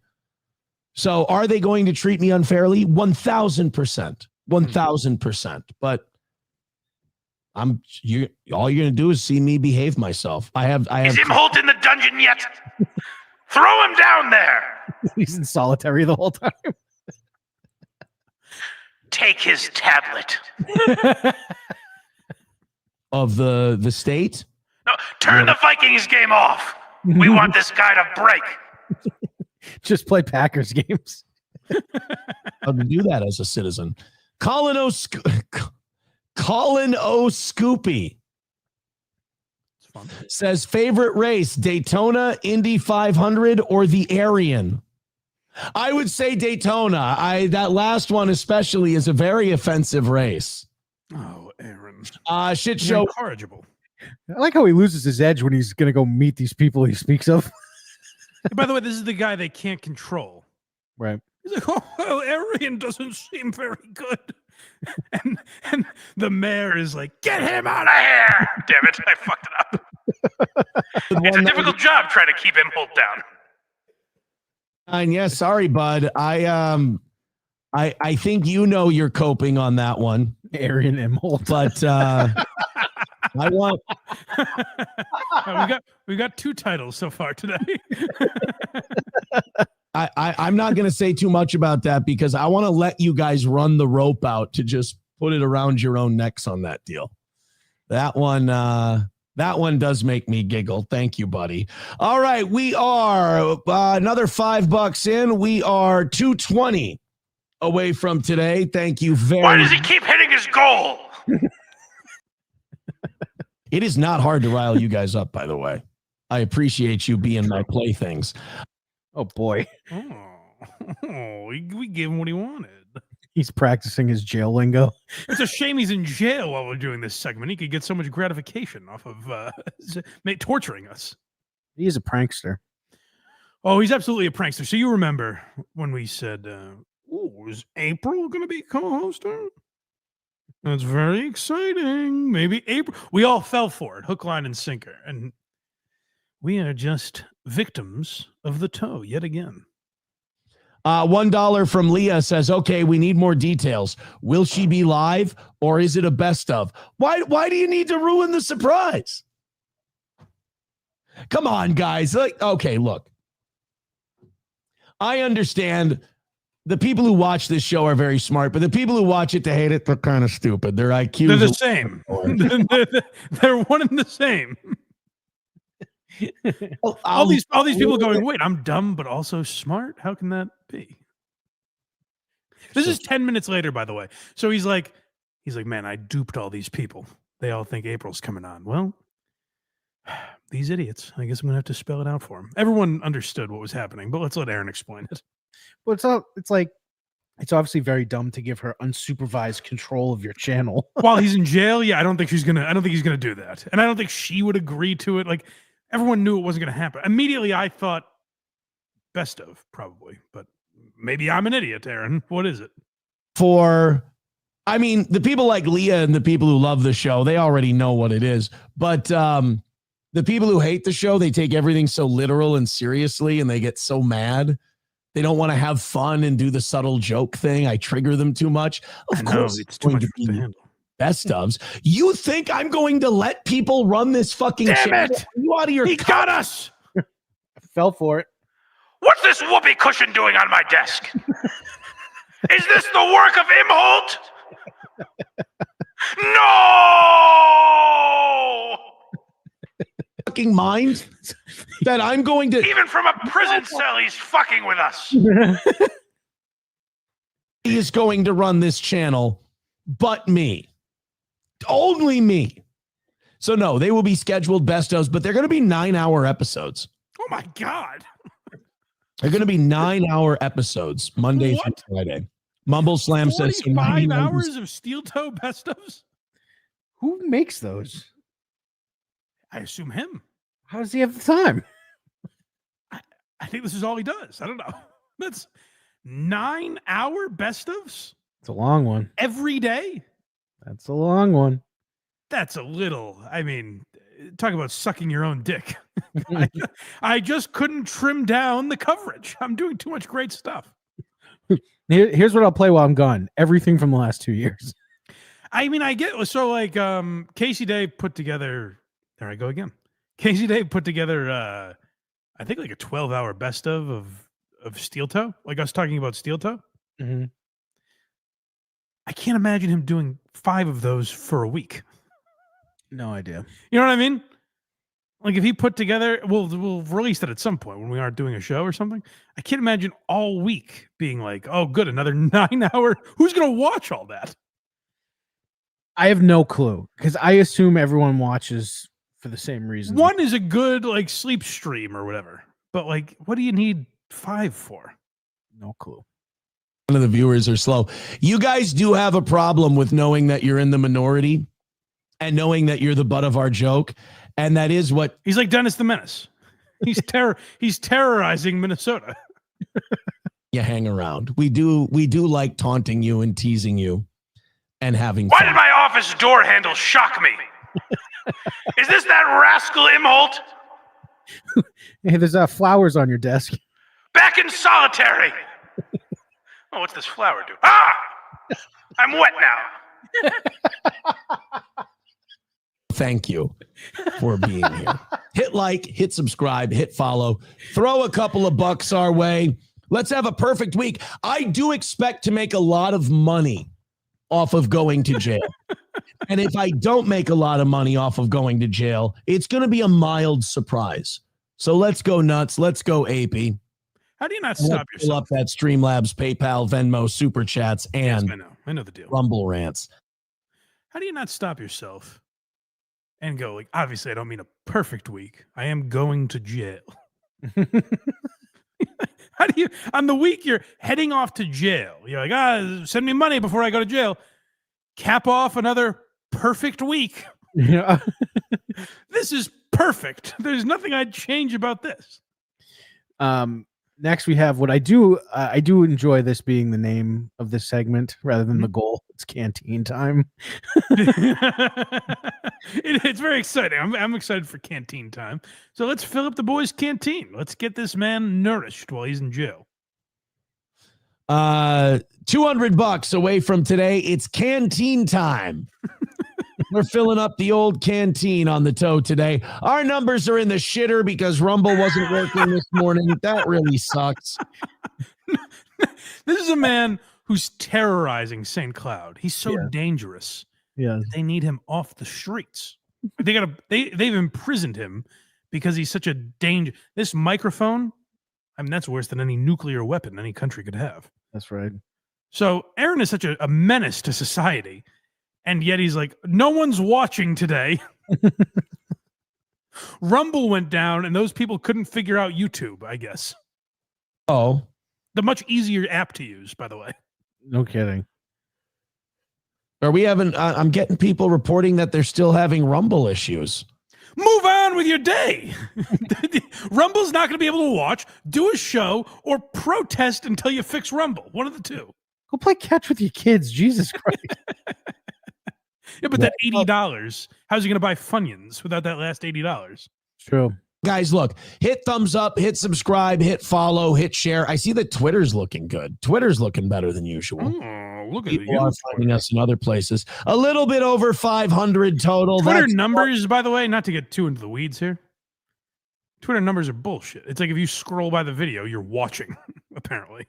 Yeah, that's why you gotta look. Well, I think the interaction or impressions and views are different. I'm sure that's what he meant. That's true. I'm sure he was really dissecting it. We'll do a show anyway. Knock out the goal. I'll tell you this. I thought jail was going to be a much more griftable experience. Well, I shouldn't say that. Last night it was aces. It was really nice. Oh. So you guys, I got a lot of money here last night. I got a lot of your money last night. Why am I not getting more today? Come on, you guys gave me a bunch of money yesterday. Why don't you give me some more money today? Isn't the whole point of all his money too to give him like more shows tomorrow where he won't be to give them? The point of the money, well, it's canteen time. So the point of the money is to make sure he's well fed in jail, I guess, which we all care so much about. But it is the core of what fascinates me about this guy is I assume I'm talking to relatively the same group of people that I was talking to last week when we did this show. You know, there's going to be some that are watching that didn't last week and some that aren't watching that did last week. But the majority of you were here last time we did one of these. Aaron is like, hey, you know what? Yesterday, you guys gave me a lot of money. Why don't we keep that going? Why don't you also give me a bunch of money today? We gave you money yesterday. Why are you still asking for it? Streamlabs, PayPal, Venmo, Super Chats, and Rumble Rants, and make it another win for the toe. I shouldn't say anything. You guys are ahead for today. We're at 200. Thank you. Why are you bitching? Because that's all he does. Why are you bitching about them? Bleed them dry. Next, we have poll numbers. Oh, this is worthwhile. This is worthy of doing. If you have dignity and you really respect yourself, this is an important thing to do to really show the audience you're a man they should follow. 185 away from today. Keep it up. Keep that money flowing in, and I'll feel like I'm going to be missed. Let's get to this Glenn Beck thing. That was very good advice, guys. That's exciting. Thank you for all of your help. Oh, Kelly Clarkson is beautiful as another Coper says, we're going to miss clowning on you. 90% here hate the toe. All right, Rumble, YouTube. We only have to beat 90% to prove them wrong. If you love the toe, and that includes loving on busting the toe's balls, hit 1. If you think I'm Demon Satan who should rot in hell, hit 2. Let's see how. Well, yeah, that's sort of a leading question. I don't know if I would have framed it like that. So 1 in the chat, if you enjoy watching Aaron, even if you like making fun of him. 2, if you think he's Satan. He's really skewed the numbers from what the guy originally suggested. But also, Aaron, have a little respect for yourself. Just assume people like you in the show and don't go, oh, I have a win in store if less than 90% of the people hate me. Wow, this is crazy humiliating what he's about to do. There's a lot of 2s in our chat right now. What? Was beat 90%. If I can get 2 in 10, it's a win for the toe. Let's go ahead. Throw it in, 1s and 2s, all of that stuff. Let's see where we end up. Yeah, let's see. If you love the toe and you like busting a little balls, throw in 1. If you're 2, even the ball busters have to vote 1 by this logic. He just wants to feel good about himself. Yeah. So everyone vote 1. And if you believe in Satan and think I am him, vote 2. You just fucking hate Aaron, and we got to destroy him. Jive Turkey with a 1. Loaded Wrench with a 2. Zeo Gold with a 1 and a 2. We're at 50-50. You got Loaded Wrench in on this? That's going to sway a lot of votes. If you get Loaded Wrench, that's a lot of delegates in your corner. He carries a powerful stick. Is it this for 4 more minutes? Oh, yeah.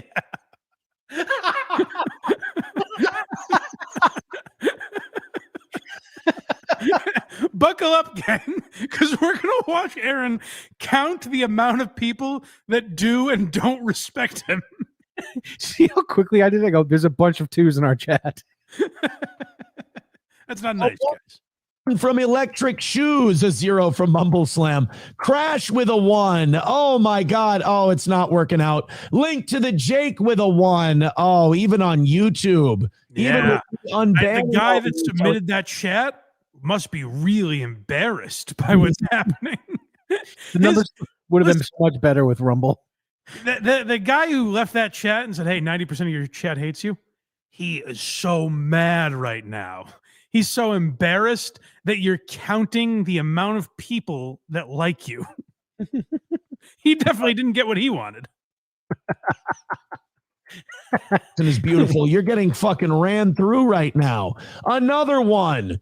A 1 from B. This guy's pulling off the charts. Someone stop him. Release the propaganda. One from Wayward Giz. I'm not going to call you Wayward Giz. I'm not doing it. Jones with a 2. Kate with a 2. Maddie with a 1. Oh, no. It looks, not only is it not 90%. Oh, man. Not only is it not 90%, but it's actually a majority here because they love the toe. Oh, Pool Scam Sam said, wouldn't 90 be the majority? No, he's saying it's not 90% of the people that hate him. The majority of people don't. Got you. Now, Craig, you asked, is it the next 4 minutes? You're looking at the time left on this clip. And you're saying, is it really the next 4 minutes of... I actually misled you. I said yes to that question. I cut it off early. I spared you. This lasts a while. Poll, lazy ass. Here, let's hear. So now he's going to get scientific and put up a YouTube poll. You watch the toe. Love you. Hold on. Love you, busting balls. Hate you, die. And to seethe. All right, there we go. Let's see if we can get. I'm sorry to humiliate Kelly Clarkson is beautiful this way. That's who you're humiliating here. It really is rough for him. Oh, the amount of dignity that guy, Kelly Clarkson is beautiful, has lost on this. Shameful. It really is shameful. Do you know the results of this poll? I do. We'll hear it. Okay, but good. I like this. All right, there's the poll. Love you and busting balls, or hate you, die, and to seethe.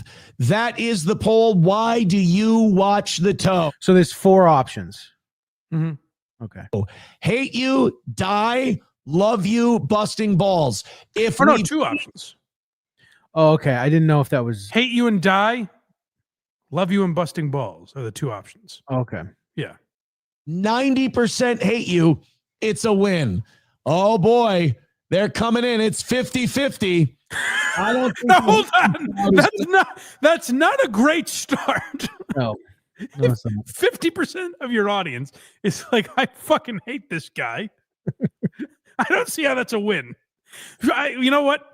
We can agree on this. Kelly Clarkson is beautiful was exaggerating when he said 90%. I guess that's what you've proven here. But walk away with a little dignity, Aaron. Don't keep this going. End up getting to that 90%.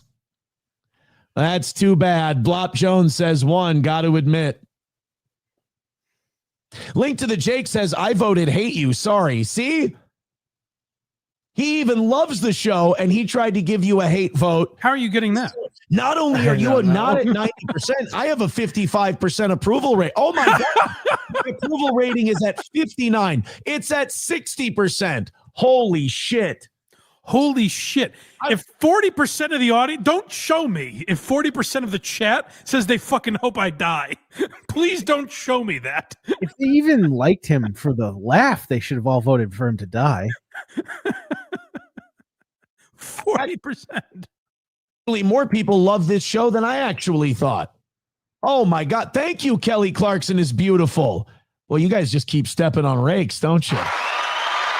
Yeah, it is humiliating for them. Was that you or it was him? It's not me. No, I paused it and it stopped. I was like, I don't even have that drop. You should. Oh no. 56-44. They tune in. That's what I love the toe. $5 from You Need Me More says Canteen Funds. What's the verdict? When are you going? We're doing the whole 8 days straight through. The whole way. 54% approval rating. These numbers are falling. Oh my God. Holy Jesus. I mean, we're not like those anti-toe shows where they make you become a member to be in the chat because they're scared of the truth that everybody thinks they're a fucking creep. So I guess, I don't even know if this is true. I guess sometimes, Cardiff, I've seen do this, where he puts like subscribers only on in the chat. It's smart because it makes you're like, oh, I'm not subscribed to this channel. Let me subscribe. Right. Aaron has spun that into you are a pedophile if you make people subscribe to use your chat. He's like, we're not those other pedophiles that make you subscribe to be in their chat. Oh, just make them pay to have any sort of respect.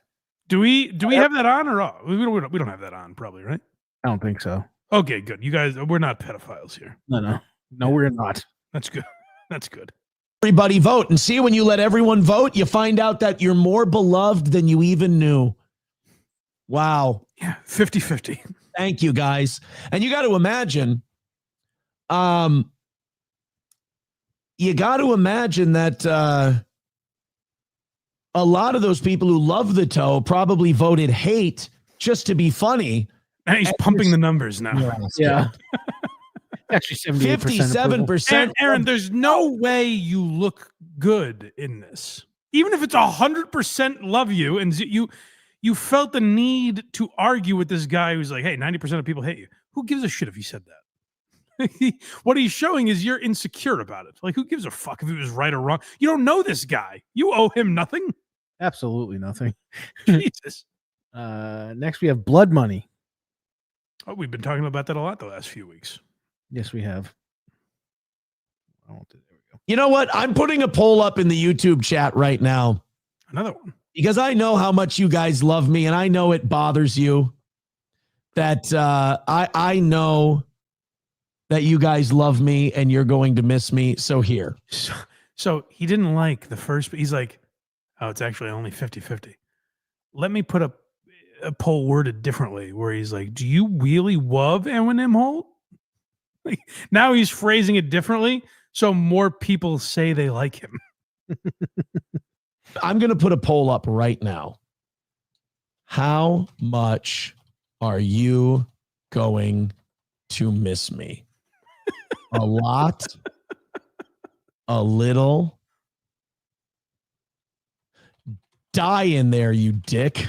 There we go. That's the poll we've got. But even like the way he's doing it, it's like die in there, you dick, would be like you're having fun with it. So you haven't even given a real option for people that are like, I don't care for you. The new poll is, how much are you going to miss me? A lot, a little, or die in there, you dick. Let's see what happens. Oh, thank you very much. $100 from WATP, another show that I keep on the air. Let me explain this. Okay.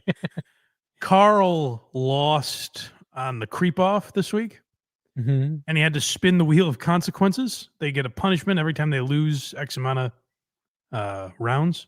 Yep. Carl's punishment was you have to donate $100 to Aaron's commissary fund. So he had to give $100 on air. Now, anyone watching this would know one of two things. Either it's a fake Carl or there's a bit happening. And this is why Aaron is so fascinating to so many people, is he can never have a genuine moment. Like, this is how he responds to this. Says, here's $30 for YouTube. Good luck in the pokey. We're all rooting for you. I know you are. By the way, this is a consequence for my show, The Creep Off. Good plug. Good plug. I help everybody, which, unlike you, will be live on YouTube next week. Well, that's not fair. I'm going to be in jail, you son of a bitch. That's not very nice. It's the same tone and cadence every time someone like jokes about Aaron. What? I don't. Yeah, you son of a. It's the same every time. He has no like real emotions. It's crazy. That's crazy. If I have to be in jail, which means your content is going to suck even harder, because without me out there doing a good show, you're going to bomb. Yeah. Poor guy. The reason it's crazy is he truly believes what he just said. Oh, yeah. That's nuts. Well, Aaron was a fan of WATP. Yes, that's what's weird. The only reason I know who Aaron is because Carl had him on. And then like he started popping up in my algorithm all of a sudden. Like, that's why I know who this guy is. So he was a fan of Who Are These Podcasts, and now like he thinks people are going to believe him and not remember that when he's like, your show's never been good and now it's going to be even worse. It's like Aaron messaged me. This is a real message I got from Aaron years ago. He said, I've really been enjoying Who Are These Socials. I think it's a great addition to the Who Are These universe. That's a guy who thinks Who Are These Podcasts sucks. Is Aaron Imholt. This is our last clip. Touched. Yeah, so this is just like he's really honored that Carl doesn't acknowledge. Like, if you were a human being, you'd be like, why is Carl giving me what the hell is going on here? But there's just not a moment of that. There's not a moment of genuine humanity from Aaron Imholt. $90 away from today's goal. Finish it up. Throw a little something in the canteen. Thank you very much. I like that $100 because it does show a little respect. Oh, God. And it shows, Aaron, you kind of make us what we are, and we appreciate you. It touches me right here. Yeah. God. It really makes me so mad when I hear that, Aaron. It doesn't make us laugh at you. It makes me seethe. Ugh! He's an idiot. Well, I don't know. I think it's good to have him off the streets. Now maybe we'll finally, the dictatorship of St. Cloud, Minnesota can finally get back to what they were doing. That's true. Because Aaron's not running amok, causing chaos. That's true.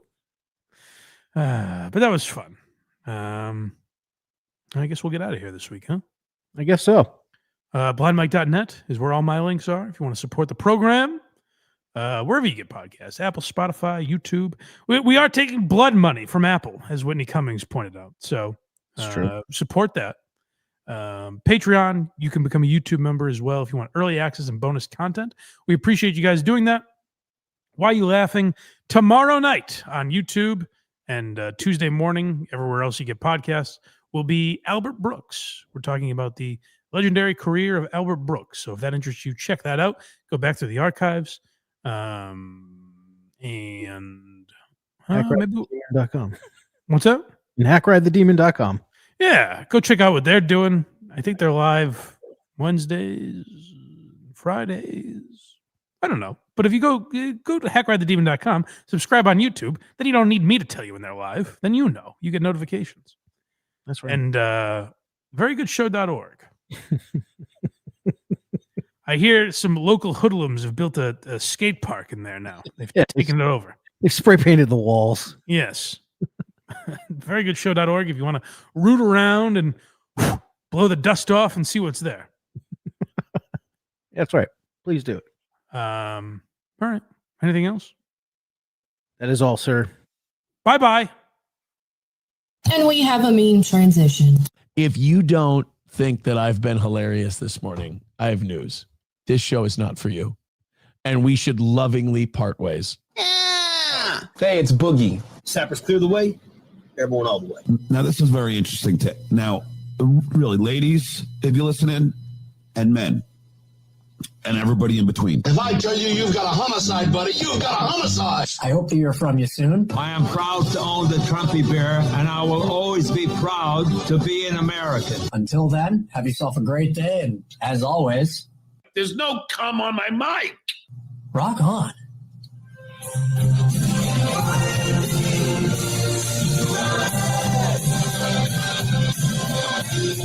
Stop the baloney, huh? What kind of statement is that? I wrote it. One of my favorite players to cover when he was here was Mike Vrabel. Tell me Mike Vrabel's story. Whatever, dude. I keep it cool at the gym. Piss on it. Fuck you, Mike. Fuck you, Mike. Fuck you, Mike. All right.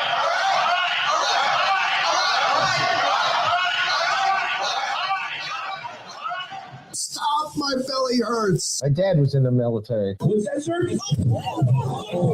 Can you please kindly F off, please? If a person is on a bridge threatening to jump, how do we know that he wants help? Okay, I hope nothing's bad happened. Money, money, money, money, money, money, money, money, money, money, money, money, money. Fuck, please. Anyway, God bless America.